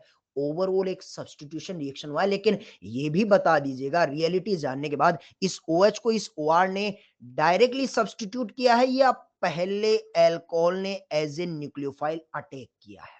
इस OH को इस OR ने डायरेक्टली सब्स्टिट्यूट किया है या पहले न्यूक्लियोफाइल का एडिशन हुआ है? हाँ साहब, इनडायरेक्टली तरीके से ऑक्सीजन का lone pair as a nucleophile पहले ऐड करता है, एडिशन होता है, अटैक हुआ, ओपन हुआ, थोड़ी देर बाद पानी H प्लस आता है, OH बाहर जाता है, पहले एडिशन हुआ, पानी का एलिमिनेशन होता है, और तब जाके ओवरऑल आप सब्स्टिट्यूशन कहते हैं। हाँ, आयुष अग्रवाल साहब ने उसको नाम दे दिया है कि पहले सर एडिशन हुआ है, न्यूक्लियोफिलिक एडिशन हुआ है, फिर पानी का एलिमिनेशन हुआ है, ओवरऑल जो है वो आपका सब्स्टिट्यूशन हुआ है। पूरा नाम होता है SNAE, न्यूक्लियोफिलिक एडिशन, उल्टा होता है जी, nucleophilic addition, elimination and overall is the substitution. Nucleophilic addition, elimination, overall जो हुआ है वो आपका सब्स्टिट्यूशन होता है। तो कल को कोई आपसे पूछे कि एस्टेरिफिकेशन रिएक्शन का नाम क्या होता है, तो मैकेनिज्म का नाम होता है SNAE। कदमों में जो 2 लिखा हुआ है ये इस बात का गवाह है कि मॉलिक्यूलरिटी 1 है या 2? 1 है या 2? तो 2। इस नाम को ठीक से वापस पढ़ना।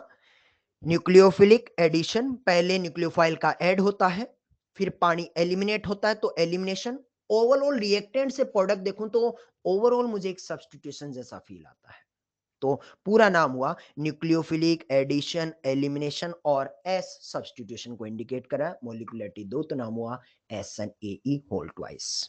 मतलब सवाल आपसे क्या पूछ लिया जाता है पता है? कि मैकेनिज्म क्या है, SNAE1 है, SNAE2 है, SN1 है या SN2 है। तो ये SN1 SN2 नहीं है, क्योंकि ये जो सब्स्टिट्यूशन हुआ है ये डायरेक्टली हुआ है या पहले एडिशन एलिमिनेशन हुआ है। ये सब्स्टिट्यूशन हुआ, इसकी जगह वार जो आया है ये डायरेक्टली हुआ है या पहले एडिशन फिर एलिमिनेशन हुआ है। एडिशन एलिमिनेशन हुआ है, डायरेक्टली नहीं हुआ है। उम्मीद है चमक गया, बिल्कुल चमक गया। चलिए, इसी मैकेनिज्म को एक नाम और दिया जाता है एक्चुअली। रिएक्टेंट से जब हम प्रोडक्ट जा रहे हैं, सिर्फ रिएक्टेंट और प्रोडक्ट को देखें तो इनडायरेक्टली बोलूं तो कार्बन और ऑक्सीजन का ये बॉन्ड तोड़ा गया है साहब। कार्बन और ऑक्सीजन का ये बॉन्ड तोड़ा गया है। इसे कहा जाता है actually R C double bond O वाला जो हिस्सा होता है ना, CH3C डबल बॉन्ड ओ, इस टुकड़े को पहले भी बता चुका हूं, लोग इसे असाइल कहा करते हैं। यानी कि कार्बन ऑक्सीजन का बॉन्ड तोड़ा गया है, इसे कहा जाता हूं असाइल क्लीवेज हुआ है। असाइल क्लीवेज हुआ, क्लीवेज कहते हैं एक्चुअली टूटने को। कार्बन ऑक्सीजन का बॉन्ड टूटा है तो इसे असाइल क्लीवेज कहा जाता है। चूंकि मीडियम में एसिडिक मीडियम आपने डाला है तो इसे कहा जाता है एसिड केटलाइज हुआ है। पहला ए इंडिकेट कर रहा है एसिड केटलाइज, एसी जो इंडिकेट कर रहा है वो इंडिकेट कर रहा है असाइल क्लीवेज। और मोलिकुलरिटी है वो बताइएगा, एक ठो मिली थी या दो ठो? मोलिकुलरिटी एक या दो? दो। तो दूसरा नाम इस मैकेनिज्म का कह दिया जाता है A holes, AC hole twice, acid catalyse acyl cleavage with the molecularity 2। तो मैकेनिज्म का नाम हो गया या तो एसएन ए होल ट्वाइस या एसी होल ट्वाइस। बातें चमक गई है तो मेरे पास जगह खाली है और मैं चाहता हूं एक अच्छी कैटेगरी का उपले दर्जे का सवाल आपके साथ पेश करूं। उम्मीद है झेलोगे तो ही बताऊं।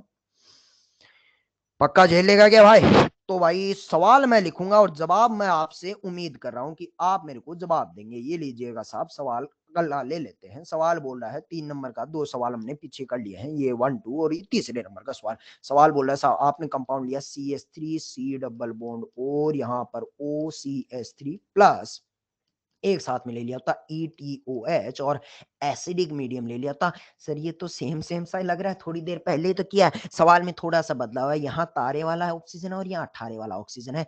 क्या ऑप्शन है, क्या प्रोडक्ट बन सकते हैं? हम आपको ऑप्शन भी दे रहे हैं, थोड़ी मेहनत कम है, बस जब तक हम ऑप्शन लिखें तब तक आप अपना जवाब सोच लेना कि कौन से ऑप्शन पे टिक लगाना है। ओ यहाँ पर ET प्लस यहाँ पर मिलेगा आपका, सॉरी यहाँ पर H है जी जनाब, यहाँ पर H है, CH3 नहीं है, ये आपका H लगा हुआ है, COOH प्लस ETOH और साथ में मिलेगा आपको पानी पानी पानी।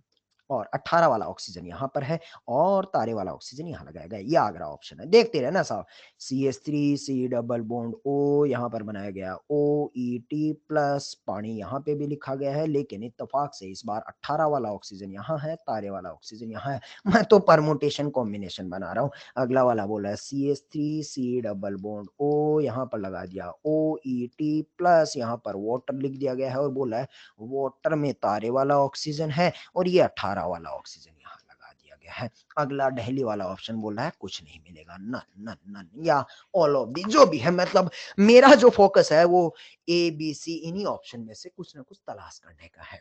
उम्मीद है सवाल लिखने के साथ साथ आपने अपना मेंटल में जवाब तैयार कर लिया होगा। अब मुझे बता दीजिएगा कितने लोग आगरा ऑप्शन के साथ हैं? चित्रांश, हर्ष, धादीश, दिव्या, ऋषि प्रताप, मयंक सब आगरा के साथ हैं। एक बालक है शशांक नाम का, वो आगरा और बॉम्बे दो के साथ एक साथ हैं। आदित्य पाल साहब आगरा और कलकत्ता के साथ हैं। मतलब क्या ऐसा भी हो सकता है ए और बी दोनों मिल रहे हों? चेतन सिंघल भी अपना जवाब बदलने की कोशिश कर रहे हैं, बोल रहे हैं सर मैं भी ए और बी। अर्पित कुमार ए और बी, हर्ष वी, अंश टाक साहब ए और बी। तो मुझे भी आइडिया नहीं है भाई साहब, जनता का काफी सारा अलग अलग कैटेगरी जवाब मिल रहा है। मेरे को इतना आइडिया था। पहले तो बताओ रिएक्शन का नाम क्या है, ये कौन सी रिएक्शन है? सीक्वेंस में चलते हैं क्योंकि आज तो ये रिएक्शन पढ़ रहे हैं, लेकिन आज के कुछ दिनों बाद इस रिएक्शन को आइडेंटिफाई भी तो करना है। कार्बोक्सिलिक प्लस अल्कोहल दिख रहा है क्या? कार्बोक्सिलिक और अल्कोहल दिख रहा है। एसिडिक मीडियम में लेते हैं तो रिएक्शन का नाम एस्टेरिफिकेशन। मास्टर ने चौधरी ने यह सिखाया था कि एस्टेरिफिकेशन रिएक्शन में हमेशा ध्यान रखना कि जब पानी बाहर निकालते हैं तो पानी में OH कहां से आता है, अल्कोहल से या कार्बोक्सिलिक से? जब पानी में OH निकालते हैं कहां से आता है, वो अल्कोहल से या कार्बोक्सिलिक से? सर कार्बोक्सिलिक से। तो ये फिक्स है, OH तो यहीं से जाएगा और H यहां से जाएगा। यानी कि जब एस्टर बनेगा तो तारे वाला ऑक्सीजन तो एस्टर में ही रहेगा सर, तारे वाला तो एस्टर में रहेगा। इसमें तारे वाला पानी में भेज दिया, सी ऑप्शन तो रेस से बाहर हो गया। बाकी कुछ का तो पता नहीं, लेकिन इसमें तारे वाले को पानी में भेज दिया, ये तो गलत हो गया। हाँ बोलिएगा, अरे हाँ बोलिएगा। ठीक है, अब ए होगा कि बी होगा कि दोनों हो गए, चेक कर लेते हैं। पानी बाहर निकालने के बाद ऑक्सीजन तारे वाला तो एस्टर में बढ़ा दिया। ए वाला ऑप्शन बोल रहा है सर 18 वाला यही है, बी वाला बोल रहा है 18 वाला पानी में भी चला गया। 18 वाला यहाँ है, ये तो दिख रहा है सर। अब आप मुझे बताओ क्या 18 वाला ऑक्सीजन पानी में जा सकता है क्या? ये वाला O18 है, ये जा सकता है क्या? पता नहीं सर। एक बार मैकेनिज्म देख के आता हूं, क्योंकि जिसने मैकेनिज्म ढंग से सुनेंगे ना, जैसे मैंने कहा कि सवाल थोड़ा उपले दर्जे का है, जिसने मैकेनिज्म ढंग से सुनी होगी वो कर सकता है। देखो, ये तारे वाला ऑक्सीजन है, ये तो एस्टर का एस्टर में रहता है, एल्कोहल का यहीं टिका रहेगा। यहाँ OH है कार्बोक्सिलिक एसिड में, ये भी OH है, C डबल बॉन्ड हो, यहाँ भी OH है, ये OH बन गया, ये OH बन गया, यहाँ OH बन गया। आम दिनों में ये दोनों OH OH सेम थे, मतलब H प्लस का अटैक कौन से भी करवाना था, ऊपर वाले पे, नीचे वाले पे, या किसी पे भी, किसी पे भी।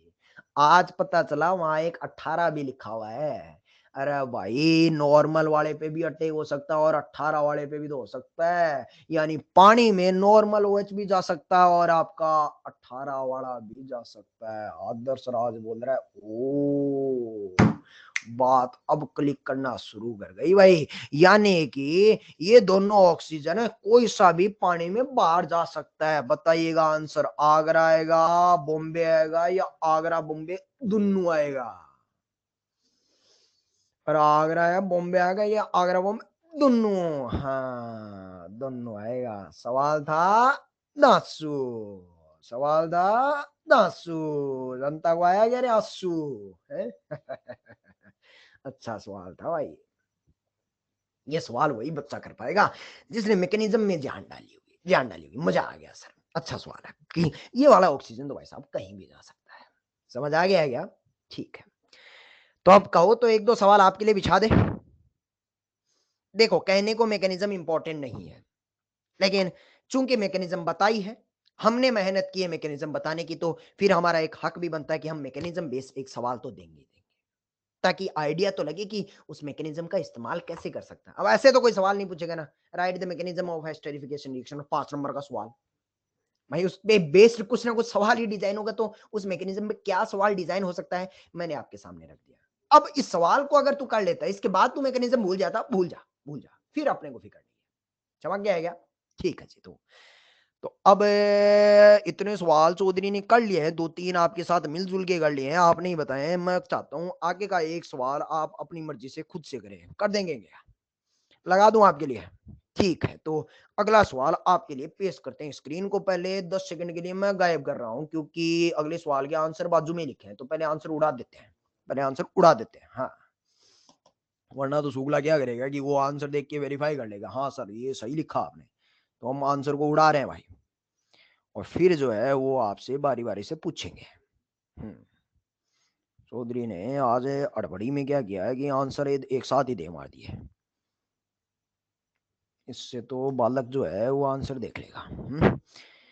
इतना आसान करेंगे नहीं सवाल को। हाँ, ठीक है भाई, हमने सारे आंसर सब सवालों के उड़ा दिए हैं, और अब देखते हैं तुम लोग क्या क्या सोच पाते हो। ये ले, अब स्क्रीन जो है कार्बन तेरे सामने वापिस पेश करते हैं। ये ले भाई, आ गया। हाँ जी, सवाल आपके सामने पेश है। अरे स्क्रीन डिसअपियर नहीं हुआ था, चौधरी ने किया है, सुगले किया है। सॉरी, स्क्रीन डिसअपियर हो गया, आ गया ना। अब सवाल लगा दे। सवाल बोल रहा है compare rate of reaction for the hydrolysis. पहला सवाल आपके सामने पेश किया गया, मुझे जवाब चाहिए। 3 कंपाउंड दिए गए हैं, ABC मार्क कर लेते हैं। ये वाला ए है, ये वाला बी है, और ये वाला सी है। बोला साहब ABC में हाइड्रोलिसिस, अच्छा हाइड्रोलिसिस बोल रहा होगा, इसका मतलब रिएक्शन कॉमन सेंस है, किसके साथ हो रही होगी?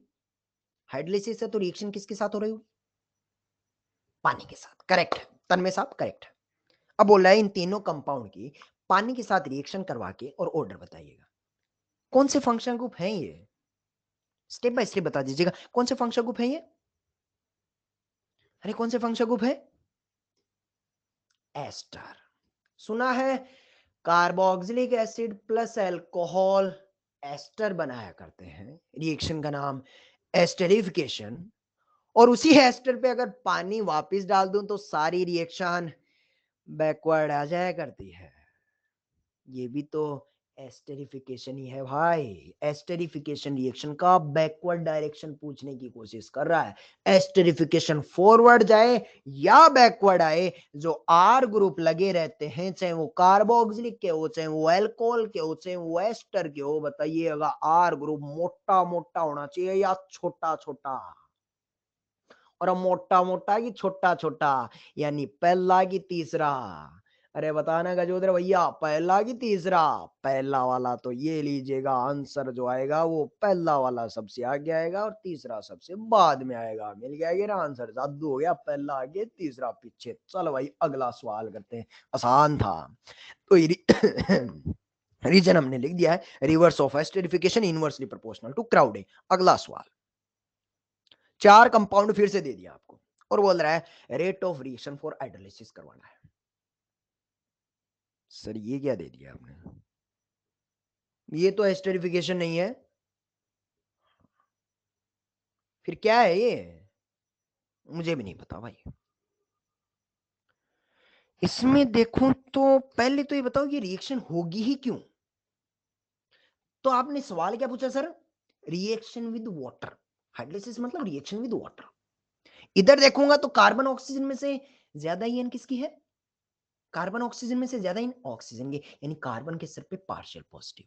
यकीन मानिएगा, हर कार्बन के सर पे पार्शियल पॉजिटिव है। हाँ, प्रियांशु पोरवाल साहब का दिमाग चल गया है कि सर हर कार्बन के सर पे पार्शियल पॉजिटिव है, तो वो पानी ही अमीर ज्यादा है जो लोन पेयर से इनके सर पे अटैक करेगा। पहले पे भी करेगा, दूसरे पे भी करेगा, तीसरे पे भी करेगा, चौथे पे भी करेगा। आज पानी कर रहा है, किसी जमाने में ग्रिग्नार्ड भी किया करता था। Reaction of Grignard with acid derivative, बोला केमिस्ट्री ऑफ एसिड डेरिवेटिव में भी पढ़ा था। यानी कि अब सवाल बोल रहा है इन चारों ऑप्शन के साथ पानी कहां रिएक्शन फास्ट करेगा? मैं बोलूंगा वहां फास्ट करेगा जहां कार्बन का पार्शियल पॉजिटिव कोई बुला रहा होगा और कोई चीख रहा चिल्ला रहा होगा। जितना गरीबी जितना ज्यादा होगा, कोई कार्बन पॉजिटिव बोलेगा पानी आजा आजा, और कोई बोलेगा आना ही पड़ेगा रा भाई बहुत ज्यादा गरीब हो गया। यानी कि इस बात पे डिपेंड करता है रेट ऑफ रिएक्शन, किस बात पे? कि कार्बन के सर पे कितनी ज्यादा गरीबी है। अब इतना मैंने आइडिया दे दिया, आगे तेरा दिमाग दुरंतों से तेज चल रहा होगा।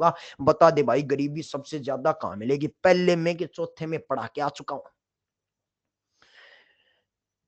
पहले में कि चौथे वाले में? अरे मयंक साहब, आदित्य गुप्ता, मनीष कुमार, आदित्य पाल, मैं बता देता हूँ डेल्टा पॉजिटिव। डेल्टा पॉजिटिव देख मेरे साथ करने की कोशिश कर, डेल्टा पॉजिटिव सब में सेम है, लेकिन बाद में क्लोरीन, क्लोरीन एलोजन है। एलोजन क्या लग रहा है? माइनस आई से तबाही मचा रहा है, सबसे ज्यादा खींच रहा है। बोले तो गरीब पहले से था और पैसा निचोड़ रहा है। दूसरे वाले में देखूंगा तो ऑक्सीजन का लोन पेट पेट भर रहा है, तीसरे वाले में ऑक्सीजन का लोन पेट पेट भर रहा है, चौथे वाले में नाइट्रोजन का लोन पेट पेट भर रहा है। चार गरीब थे, लेकिन तीन गरीबों का तो पेट करके भीतर ही भीतर से भरा जा रहा है। पहले वाले से तबाही और खींची जा रही है। बताइएगा सबसे ज्यादा डेल्टा पॉजिटिव चार्ज का मैग्नीट्यूड क्या होगा, पहला या चौथा?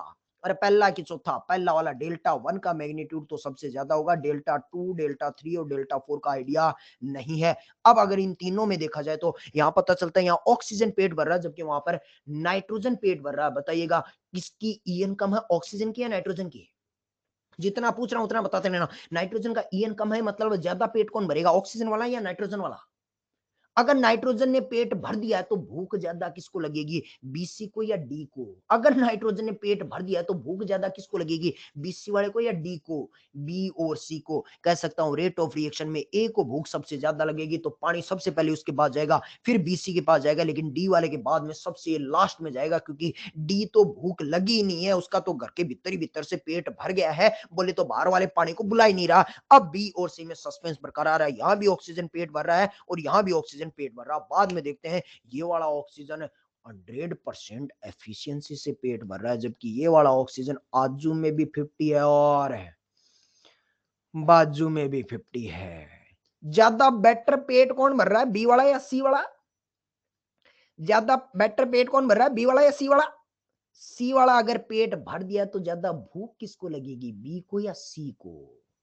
बी को। तो जो ऑर्डर आएगा, ए सबसे ज्यादा भूख लगी, पानी सबसे पहले अटैक करेगा, फिर बारी आएगी बी की, उस पे पेट पे अटैक करेगा। डी वाला तो कह रहा है भाई साहब आना ही मत, हमारा पेट ऑलरेडी भरा हुआ है। सवाल सेम था, rate of reaction for hydrolysis, लेकिन पहली रिएक्शन जो है वो एस्टरिफिकेशन से बिलोंग करती है। दूसरे सवाल की लैंग्वेज यही है, लेकिन जो सवाल बिलोंग कर रहा है ये एस्टरिफिकेशन से नहीं है। यकीन मानिएगा ये सवाल है केमिस्ट्री ऑफ एसिड डेरिवेटिव से। सवाल की लैंग्वेज वही है लेकिन अलग सवाल अलग चैप्टर को बिलोंग कर रहा था। हाँ साहब, NaR directly proportional to delta positive on the carbon. पानी जो है वो यहाँ पर न्यूक्लियोफाइल की तरह काम कर रहा है। उम्मीद है खोपड़ी में जा चुका होगा। जो जो बातें एक्स्ट्रा एक्स्ट्रा लिखी गई हैं उनको उड़ा देते हैं। चमक गया है क्या भाई? हाँ बोलिएगा। अच्छा सवाल। सवाल बोल रहा है एक कदम और आगे बढ़ाते हैं। दो फोटो दे दिए गए हैं आपको तीसरे कंपाउंड में और बोला है इन दोनों कंपाउंड की रेट ऑफ रिएक्शन। सवाल की लैंग्वेज वही है, हाइड्रोलिसिस का रेट ऑफ रिएक्शन कंपेयर करना है। दो कंपाउंड दे दिए गए, बताइएगा साहब।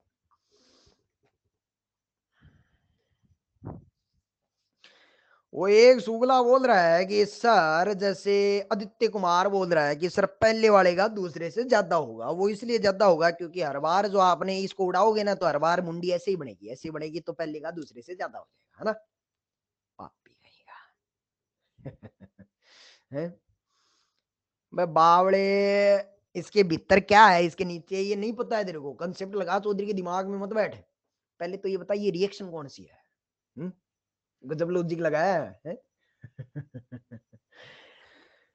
सर मेरे को तो आइडिया नहीं लग रहा सर ये कौन सी रिएक्शन है। ये आपने बताई एस्टरिफिकेशन, करेक्ट है, चमक गया। ये NaR nucleophilic addition reaction, chemistry of acid derivative, ठीक है। ये तो एसिड डेरिवेटिव भी नहीं है सर। बाद में ये आइडिया लगता है कि हाँ, कपिल गुप्ता साहब को पता चल गया है। कार्बन की लड़ पे जब जब एलोजन होता है लोग इन्हें एल्काइल हैलाइड कहा करते हैं। और एल्काइल हैलाइड जो हैलोजन डेरिवेटिव वाले एल्काइल हैलाइड थे उनके साथ अगर बीकर में आपने पानी जैसा पोलर प्रोटिक कंपाउंड डाल दिया होता, पोलर प्रोटिक सॉल्वेंट डाल दिया होता एल्काइल हैलाइड के साथ, आयुष अग्रवाल का भी दिमाग चल रहा भाई साहब। एल्काइल हैलाइड कार्बन की लड़ पे जब जब हैलोजन आता है और पोलर प्रोटिक सॉल्वेंट डाल देते हैं, मैकेनिज्म बताना रहा भाई। SN2 या SN1, अंकित राठौड़ साहब का, स्पर्श साहब का, नीस का, अब लेवी गर्ग का भी जवाब आ गया कि सर SN1 मैकेनिज्म होगी। बस यही सवाल की जान थी। अगर आपने ये पता कर लिया कि चूंकि यहाँ पर पानी होगा तो पानी आएगा तो मैकेनिज्म SN1 लगाएगा, चूंकि एल्काइल हैलाइड के साथ है। अब सवाल आसान है, Cl उड़ा ले कार्बोकेटाइन बढ़ा ले, Cl उड़ा ले कार्बोकेटाइन बढ़ा ले, और जब केटाइन बनाएगा तो इन केटाइन की स्टेबिलिटी चेक कर ले। बता दीजिएगा साहब, बेंजीन के साथ दोनों ही केटाइन बराबर रेजोनेंस करें, लेकिन यहाँ पर CH3 पैरा पोजीशन पे लगा हुआ है तो ये अपना कुछ एक्स्ट्रा छाप भी छोड़ेगा। वंश जैन साहब ने जवाब दे दिया सर ये हाइपर कंजुगेशन और इंडक्टिव से। बताइएगा बनने वाले केटाइन के लिए H और I, बुरी खबर या अच्छी खबर? अरे बुरी खबर या अच्छी खबर? अच्छी खबर, यानी पहला की दूसरा? अरे पहला की दूसरा? दूसरा वाला। तो इस बार मुंडी बदल गया बे। वो जो बोल रहा था ना जरा हर बार मुंडी ऐसा ही बनेगा ना, इस बार कोनी जो है वो कोनी का डायरेक्शन बदल गया। देवार देवार है। तो ये एक ही सवाल था, देखिएगा सवाल को वापस दिखाते हैं आपको। एक सवाल, सवाल की लैंग्वेज एक ही था, compare rate of reaction for hydrolysis. लेकिन एक ही सवाल में पहला सवाल बिलोंग कर रहा है एस्टरिफिकेशन से, दूसरा सवाल बिलोंग कर रहा है केमिस्ट्री ऑफ एसिड डेरिवेटिव से, और तीसरा सवाल जो बिलोंग कर रहा है वो और पुराने जमाने में SN1 और SN2 के जमाने से। एक ही सवाल की लैंग्वेज, लेकिन सवाल जो दिए गए हैं अलग अलग अंदाज में दिए गए हैं। तन्मय अग्रवाल साहब की बात से सहमत करेंगे और सवाल R फॉर रिवीजन हक बनता है, इसका हक बनता है। चमक गया है क्या? तो ये हमारी सवाल थे। अच्छा अब मुझे बताइएगा, इसी सवाल के साथ जो कि हाइड्रोलिसिस हमने पढ़ लिया है, मैकेनिज्म आइडिया हमने ले लिया है, उसपे भी चंद सवाल कर लिए, तो इसी के साथ हमारी एस्टरिफिकेशन का पिटारा है वो है या था खत्म हो जाता है। लेकिन मुझे ये बताइएगा कि पढ़ क्या रहे थे, पढ़ क्या रहे थे? सर एस्टरिफिकेशन रिएक्शन पढ़ रहे थे और क्या पढ़ रहे थे? हाँ, हम पढ़ रहे थे chemical reactions of carboxylic acid. ये सही जवाब है। चैप्टर का नाम था हमारा कार्बोक्सिलिक एसिड और इसमें दो पड़ाव थे। पहला था प्रिपरेशन ऑफ कार्बोक्सिलिक एसिड और दूसरा वाला जो है वो है chemical reactions of carboxylic acid. और chemical reactions of carboxylic acid में पहला वाला हमारा था एसिड बेस, बहुत ही आसान था। दूसरा वाला था मैं भूल गया रे, दूसरा वाला केमिकल ड्राई डिस्टिलेशन, और तीसरा रिएक्शन जो आज के लेक्चर में हमने पढ़ा है वो था एस्टेरिफिकेशन रिएक्शन। ड्राई डिस्टिलेशन और एस्टरिफिकेशन रिएक्शन दोनों ही इंपॉर्टेंट है, दोनों पे ही सवाल आते हैं, दोनों ही उम्दा रिएक्शन है। एस्टरिफिकेशन रिएक्शन को अगर पूरा पढ़ने के बाद समराइज करूं तो मुझे एक लाइन में एस्टरिफिकेशन रिएक्शन वो मुझे समझ आती है कि carboxylic plus alcohol acidic medium में पानी उड़ा ले, एस्टर बना ले। एस्टरिफिकेशन रिएक्शन में बनने वाले एस्टर की एक फ्रूटी लाइक स्मेल आती है जो 10वीं क्लास में आ जाया करती थी। फ्रूटी लाइक स्मेल बनने के बाद जो एस्टर बनता है इसकी फ्रूट जैसी स्मेल आती है। एस्टरिफिकेशन में एस्टर बनता है। ध्यान देने वाली बात है, एस्टर में जब आप पानी उड़ाते हैं तो OH उड़ता है अल्कोहल से या कार्बोक्सिलिक से? अल्कोहल से या कार्बोक्सिलिक से? कार्बोक्सिलिक का OH, अल्कोहल का H उड़ा ले, पानी उड़ा ले, एस्टर बना ले। अच्छा, इसी एस्टर पे अगर पानी वापस डाल देते हैं, सारी रिएक्शन वापस बैकवर्ड चली जाती है। इसे हाइड्रोलिसिस ऑफ एस्टर कहा दिया जाता है। एस्टरिफिकेशन रिएक्शन चाहे आगे आए चाहे पीछे जाए, इस रिएक्शन में जो R ग्रुप लगे रहते हैं वो बड़े बड़े होने चाहिए या छोटे छोटे, और बड़का बड़का या छोटका छोटका, बस छोटका छोटका होना चाहिए। ये एस्टरिफिकेशन रिएक्शन का सारांश है। रिएक्शन की मोलिकुलरिटी 2 निकल के आती है। मैकेनिज्म का नाम SNAE होल ट्वाइस या AAC whole twice, acid catalyse acyl cleavage, molecularity 2। Esterification reaction में जितनी काम की बातें थी मैंने 10 सेकंड में आपके सामने पेश कर दी है। उम्मीद है अब एस्टरिफिकेशन रिएक्शन का पिक्चर क्लियर हो गया है। एकदम खोपड़ी में भन्नाट छप चुका है क्या रे भाई? पक्का? ठीक है। कार्बोक्सिलिक एसिड की केमिकल रिएक्शन में दूसरी रिएक्शन, मतलब 3 पढ़ चुके हैं आज के लेक्चर की। जो दूसरी रिएक्शन है टोटल और अंतिम और चौथी reaction, chemical reactions of carboxylic acid. पहला वाला था एसिड बेस रिएक्शन, दूसरा वाला रिएक्शन है। हाँ, आदित्य पाल साहब को डाउट बड़ा आया है कि सर ये चौथा सवाल है, तीसरा नहीं होगा, ये चौथा होगा। ये ले भाई, चौथा ले ले। सर तीसरा पिछले पेज पे है तो ये चौथा हो गया है। गजब डाउट है। ये भी अच्छा है, ये भी अच्छा है। अच्छा, और आदित्यपाल साहब इसको ऐसा ना लिखें तो ये डाउट हो सकता है ना। ये ले 3 डेज कर ले इसको।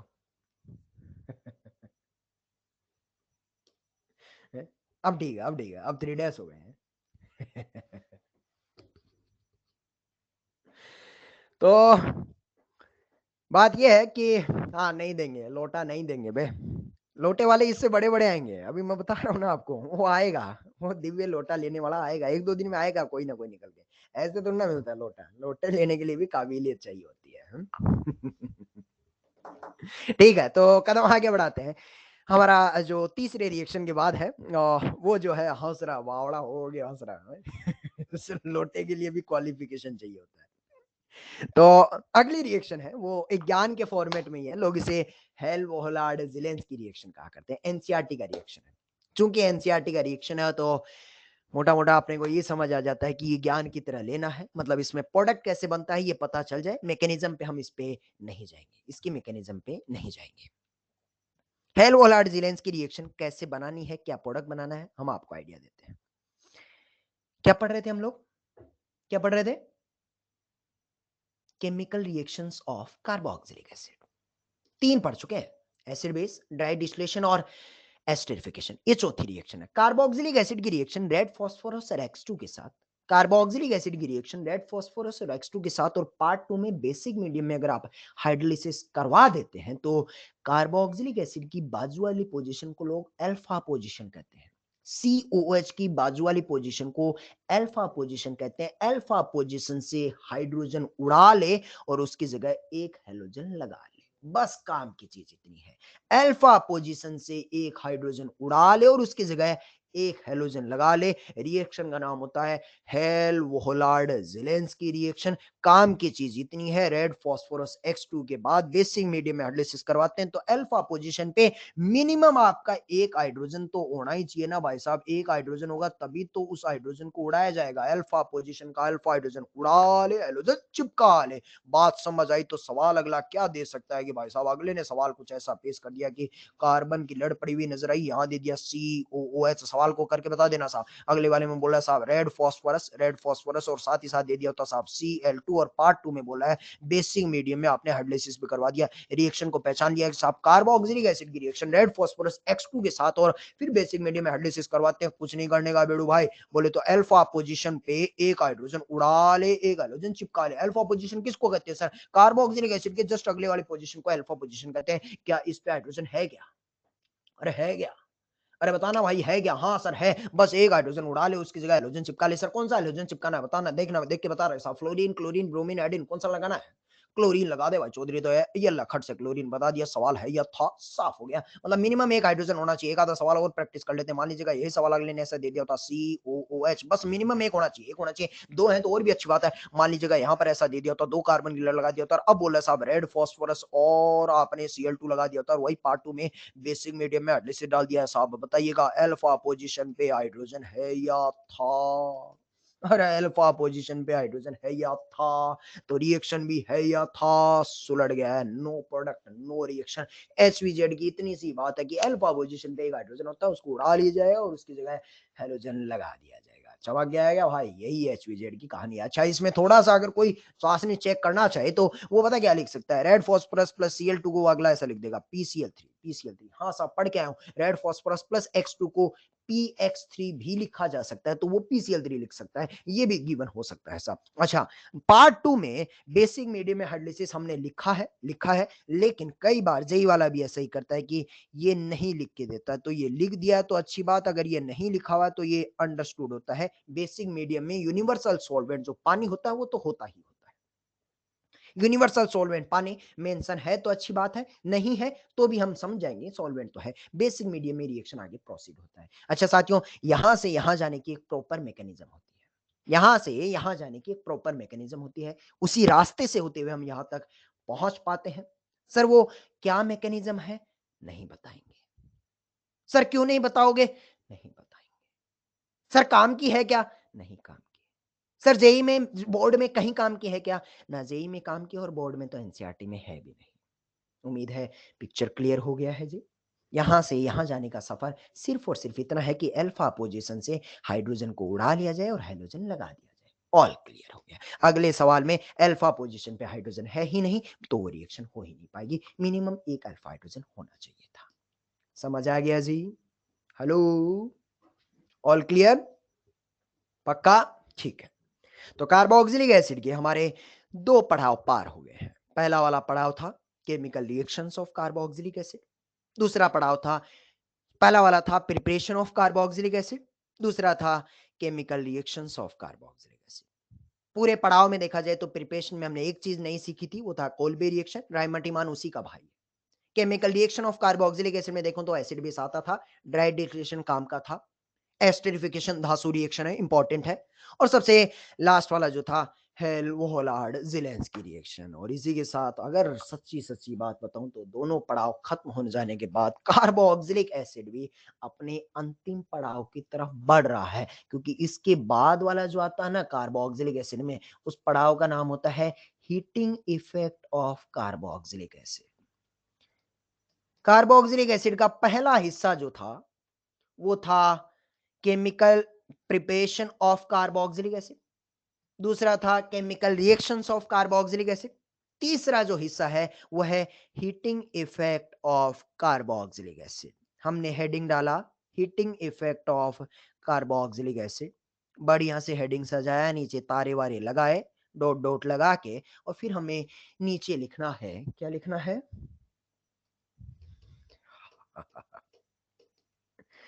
Already taught. Please refer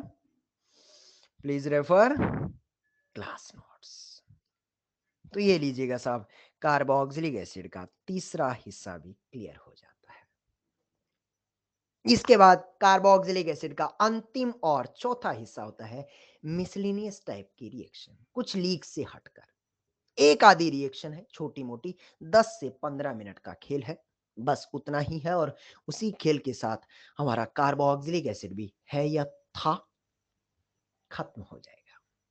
mostly miscellaneous reaction में हल्का फुल्का आइडिया अगले आपको 5 से 7 मिनट में दे देंगे और बचा हुआ खेल अगले लेक्चर में, मतलब अगले लेक्चर के शुरुआती 10 मिनट में हमारा कार्बोक्सिलिक एसिड खत्म हो जाएगा।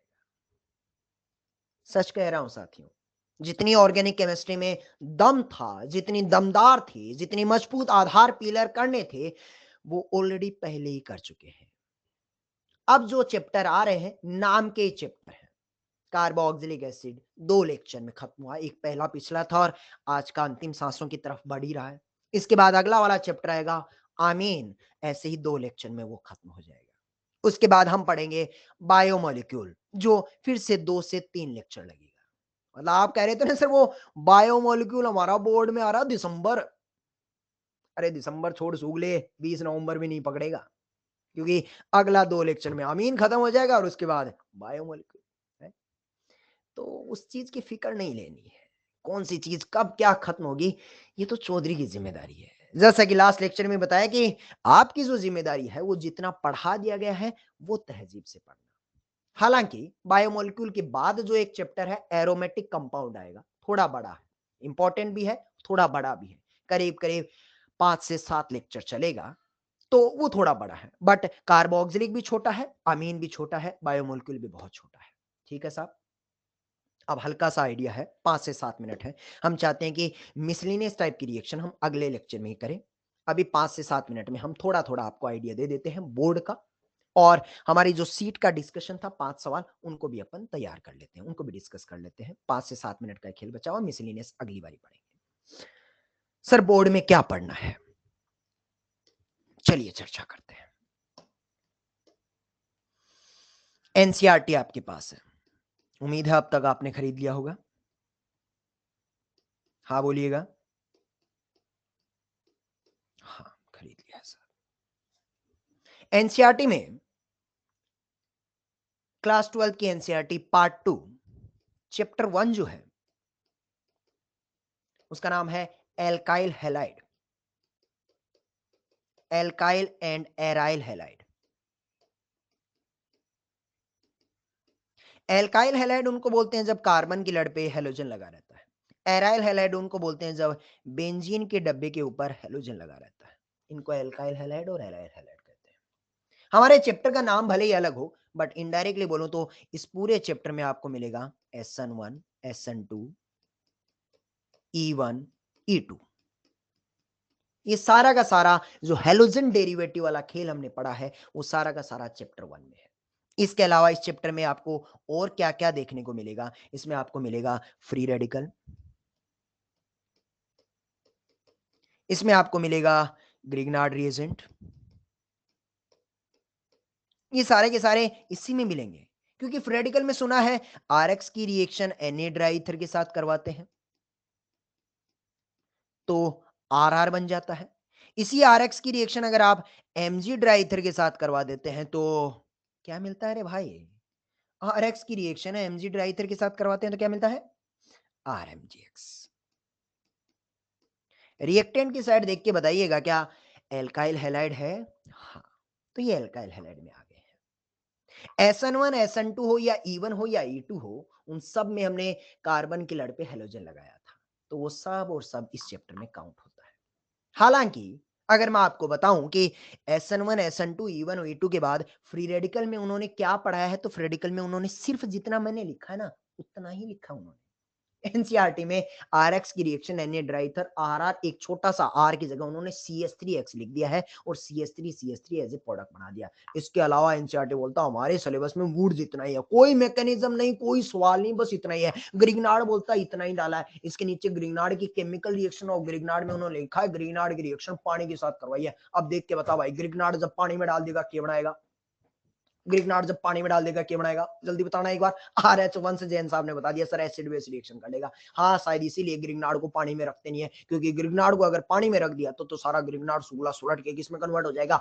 RH में, एल्केन में तब्दील हो जाएगा। एनसीईआरटी इसके बारे में एक पैराग्राफ लिखते हैं और उसके बाद बोलता हमारा चैप्टर है या था समाप्त हो जाता है। यानी एनसीईआरटी में पहले चैप्टर में अब आप घर जाके एनसीईआरटी का चैप्टर नंबर फर्स्ट उठाना और बारी बारी से उसमें सारी चीजें एक बार बारी बारी से देखने की कोशिश करना। आपको लगेगा करीब करीब सारी चीजें हम ऑलरेडी पढ़ चुके हैं। आरओएच लुकास वाली रिएजेंट है, डार्जन वाली रिएजेंट है, बोले तो हेलोजिनेशन ऑफ एल्केन है, एल्किन विद HX है, एल्किन विद X2 है, ये सारे के सारे पहले चैप्टर में दी गई हैं। आप बस सिर्फ और सिर्फ रिएक्शन देखना है। हमारा जो कहने का अंदाज है कि आप एनसीईआरटी के पेज पलटिए तो सही, सिर्फ पलटिए तो सही, सिर्फ कहानी की तरह एक रीडिंग लगानी है एनसीईआरटी को। और सुना है इस बार बोर्ड थोड़ा सस्ते में हो रहा है, क्योंकि बोर्ड वाला कह रहा है दिसंबर के महीने में हम लिखवाएंगे नहीं, हम भी तो 4 में से गोला ही काला करवाएंगे। यानी कि 4 में से एक गोलाई मार्क करना मतलब लिखना तो है ही नहीं, सवाल आना चाहिए बस। और अगर सवाल आना है, तो सारी रिएक्शन तो पहले ही पढ़ चुके हैं।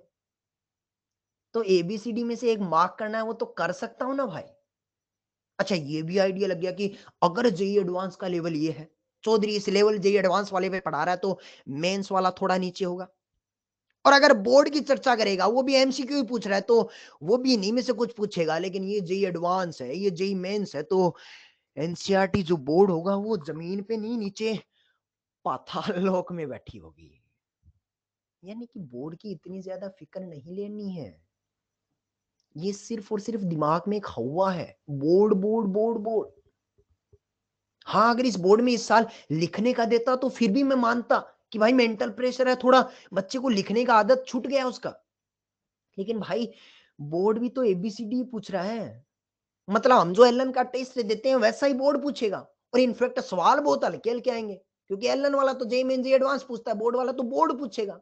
तो एनसीईआरटी से बाहर उसकी सीमाएं खत्म हो जाती है, तो वो वही पूछेगा जो एनसीईआरटी में लिखा है। तो सर एनसीईआरटी में क्या लिखा है हमें कैसे पता रहेगा? एक बार चेतन भगत की तरह एनसीईआरटी के पेज फ्लिप कर ले बस। क्या पैराग्राफ में लिखा हुआ है रीडिंग लगा ले। बाकी जो रिएक्शन है तेरे को आइडिया लगेगा कि रिएक्शन ठीक वही है जो चौधरी ने अपने क्लास नोट्स में ऑलरेडी पढ़ा रखी है। बस एनसीईआरटी के चैप्टर के नाम, हमारे चैप्टर के नाम अलग अलग हैं। जैसे कि हमने ग्रिग्नार्ड नाम से एक पूरा चैप्टर पढ़ा है, एनसीईआरटी इसके बारे में 3 लाइन लिखता है और एक पैराग्राफ में खत्म कर देता है। एलिमिनेशन रिएक्शन आप देखना, एनसीईआरटी का एलिमिनेशन रिएक्शन आधे पेज में खत्म हो गया है। वो इतना अल्फा से लिविंग ग्रुप, बीटा से हाइड्रोजन, अल्फा बीटा के बीच में पाई बॉन्ड बना ले, बस बोलता है कि सेटजेफ होफमैन दो प्रोडक्ट बनेंगे, सेटजेफ मेजर बनेगा। एनसीईआरटी में एलिमिनेशन इतने ही पैराग्राफ में खत्म हो गया है। हमने E1 पढ़ा, E2 पढ़ा, मिक्स करके पढ़ा, उसके बाद E1 CBE ISN NGP दुनिया भर के खेल पढ़े। एनसीईआरटी बोलता है ना भाई इतना नहीं पूछूंगा, सेट जेप और होफमैन पता है तो मेरा काम बढ़ गया है। तो इतनी बातें तो पूछेगा ही नहीं ना यार। फिर भी अगर थोड़ा आइडिया लेना है तो एनसीईआरटी जब आप पढ़ रहे होंगे उस टाइम पे एनसीईआरटी में इन टेक्स्ट क्वेश्चन है। दो तरह के सवाल हैं, एक सोल्ड एग्जांपल और एक इन टेक्स्ट क्वेश्चन। जब जब आप वो चेतन भगत की तरह इनको पढ़ते रहेंगे तो इन दोनों तरह के सवालों को आप लगाते रहेंगे।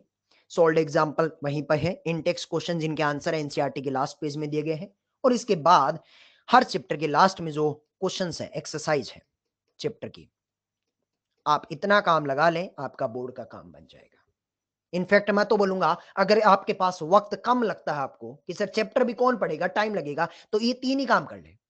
क्योंकि जो रिएक्शन इनमें पूछेगा ना वो मैं ऑलरेडी पढ़ा चुका हूं हमारे क्लास नोट्स में। तो तू सीधा सवाल लगा ले, तू सवाल लगा के फिर तेरे को सीधा आइडिया लग जाएगा कि ये सवाल हाँ हमारे क्लास नोट्स में। तो अगर आपको वो कहानी भी पढ़ने का वक्त नहीं है ना, आप बस ये 3 काम कर ले, सोल्ड एग्जांपल, इन टेक्स्ट और पीछे वाले एक्सरसाइज, बस। फिर एक डाउट ये भी आता है कि सर बोर्ड है तो बोर्ड वाले कहते हैं हम कुछ थ्योरेटिकल भी पूछ सकते हैं। नहीं पूछेगा सर। बोर्ड वाला जो थ्योरेटिकल पूछता है ना, उस थ्योरेटिकल के चैप्टर फिक्स होते हैं। जैसे कि हमारी ऑर्गेनिक केमिस्ट्री में टोटल 7 चैप्टर हैं। एनसीईआरटी पार्ट 2 में टोटल 7 चैप्टर हैं। पहले वाले जो 4 चैप्टर हैं वो रिएक्शन बेस्ड है, बोर्ड वाला इनसे रिएक्शन ही पूछेगा। लास्ट के 3 चैप्टर हैं बायोमोलिक्यूल, पॉलीमर और केमिस्ट्री इन एवरीडे लाइफ, ये थ्योरेटिकल चैप्टर्स हैं। बोर्ड वाले को अगर कुछ थ्योरेटिकल क्वेश्चन पूछना होगा तो वो बायोमोलिक्यूल से पूछेगा। बोर्ड वाले को रिएक्शन में चाशनी चेक करनी है तो वो पहले 4 चैप्टर से चेक करेगा। उम्मीद है पिक्चर क्लियर हो गया है कि कहां से थ्योरी बेस्ड सवाल आएगा और कहां से रिएक्शन बेस्ड सवाल आएगा। हाँ, बायोमोलिक्यूल से थियोरेटिकल सवाल आ सकता है क्योंकि वो चैप्टर ही थियोरेटिकल है। पहले जो 4 चैप्टर हैं, फर्स्ट 4 चैप्टर और लास्ट 3 चैप्टर, ऐसे मैं ऑर्गेनिक के पार्ट 2 को डिवाइड कर दूं तो यहां से रिएक्शन वाला हिस्सा और यहां से थियोरेटिकल पार्ट पूछा जाता है बोर्ड में। ये 3 चैप्टर जो है आपके हैं बायोमोलिक्यूल, पॉलीमर और केमिस्ट्री इन एवरीडे लाइफ।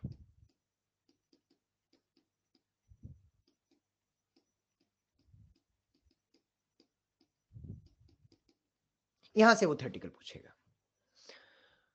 अब सारी पिक्चर मैंने क्लियर कर दी है कि आपको कहां पर किस चीज पे फोकस करना है। जैसे जैसे आपके पास वक्त मिलता रहे, आप चैप्टर 1 से लेकर चैप्टर 4 तक, जिसमें एनसीईआरटी में हमने शुरू के 3 चैप्टर पढ़ चुके हैं।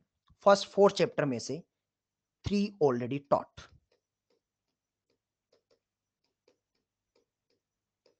एनसीईआरटी का जो चैप्टर नंबर 4 है रिएक्शन वाला, वो हमारा अब चल रहा है। कार्बोक्सिलिक और अमीन। कार्बोक्सिलिक अगली क्लास के 10 मिनट में खत्म हो जाएगा और फिर अमीन चालू हो जाएगा। 2 लेक्चर के बाद हमारे इनके चारों चैप्टर जो हैं वो खत्म हो जाएंगे। पहला चैप्टर जैसा मैंने बताया एल्काइल हैलाइड है। दूसरा वाला अल्कोहल, ईथर और फिनोल है।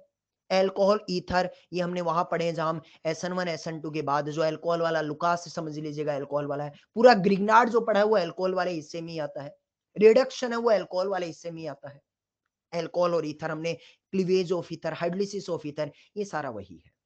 तीसरा चैप्टर है उसका नाम है कार्बोनिल कंपाउंड। इनडायरेक्टली बोलूं तो वो एल्डिहाइड कीटोन के नाम से एनसीईआरटी में है। जिसको एल्डिहाइड और कीटोन कहा गया है उसको कंबाइन तरीके से कार्बोनिल कंपाउंड ही कहा जाता है, जो हमने ऑलरेडी अपने क्लास नोट्स में पढ़ चुके हैं पूरी डिटेल में कार्बोनिल कंपाउंड। चौथा चैप्टर है उसका नाम है आमीन, जो हम अगले लेक्चर से शुरुआत करेंगे। समझ आ गया जी? हाँ सर। अब आप एनसीईआरटी को पेज दर पेज रीडिंग लगा दीजिएगा, सारा काम हो जाएगा। सर वो एलन के बोर्ड के लेक्चर देखने हैं क्या? देखिएगा, अगर आपके पास समय होता है तो किसी चीज की मनाही नहीं है, देखना ही है। समय थोड़ा कम है, एनसीईआरटी आप खुद से पढ़ लीजिएगा। समय थोड़ा और कम है तो एटलीस्ट इतना काम तो कर लीजिएगा ना, इज्जत बची रहेगी भाई, एटलीस्ट इतना काम। तो किस चीज को प्रायोरिटी पे रखना है ये मैंने बता दिया है। समय है तो सब कुछ कीजिए, ये भी कीजिए, थ्योरी भी एनसीईआरटी का पढ़िएगा और एलन का बोर्ड लेक्चर भी देखिएगा। लेकिन अगर मिनिमम क्राइटेरिया बोलूं तो चौधरी का क्लास नोट्स और इतना काम कर लीजिएगा, काम बन जाएगा, करीब करीब काम बन जाएगा। समझ आ गया जी? तन्मय अग्रवाल बोल रहा है चौधरी जिंदाबाद, एनसीईआरटी जिंदाबाद है। ठीक है। तो साथियों, ये आज की हमारे सफर की बातें हो गई हैं और एनसीईआरटी में भी हमने करीब करीब आपको आइडिया दे दिया है। बाकी की जो कहानी है वो हम अगली क्लास में आपको बता देंगे कि मिसलिनियस टाइप की रिएक्शन जो आप हम पढ़ना तो चाहते थे लेकिन नहीं पढ़ पाए हैं, कोई बात नहीं है अगली क्लास में। लेकिन ये जो बोर्ड का हवा था ये आखिरकार मिट गया है।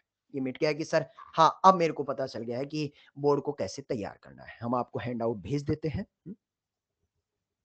काफी टेंशन खत्म हो गई, ऐसे दिव्य शर्मा साहब कर रहे हैं। ठीक है,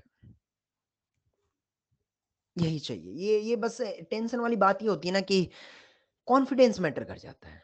अगर आपको लगता है कि हाँ मैं कर सकता हूं तो कर सकते हैं, और उसी में ये लगता है यार बोर्ड बोर्ड बोर्ड, तो वो डर पैदा कर देगा, वो डर पैदा कर देगा। हाँ, ये एक चीज और है कि आज का हमें होमवर्क भी देना है। तो होमवर्क भी देते हैं आपको। आज के होमवर्क में अगर चर्चा करें तो होमवर्क में हमने कहानी जो है वो हाइड्रोकार्बन की सीट में एक्सरसाइज O1 हमारा डिस्कस हो गया है। और O2 में देखा जाए तो O2 में हमने आज तो डिस्कशन किया ही नहीं है तो यहीं पर होमवर्क ऐड कर देते हैं एक पेज में।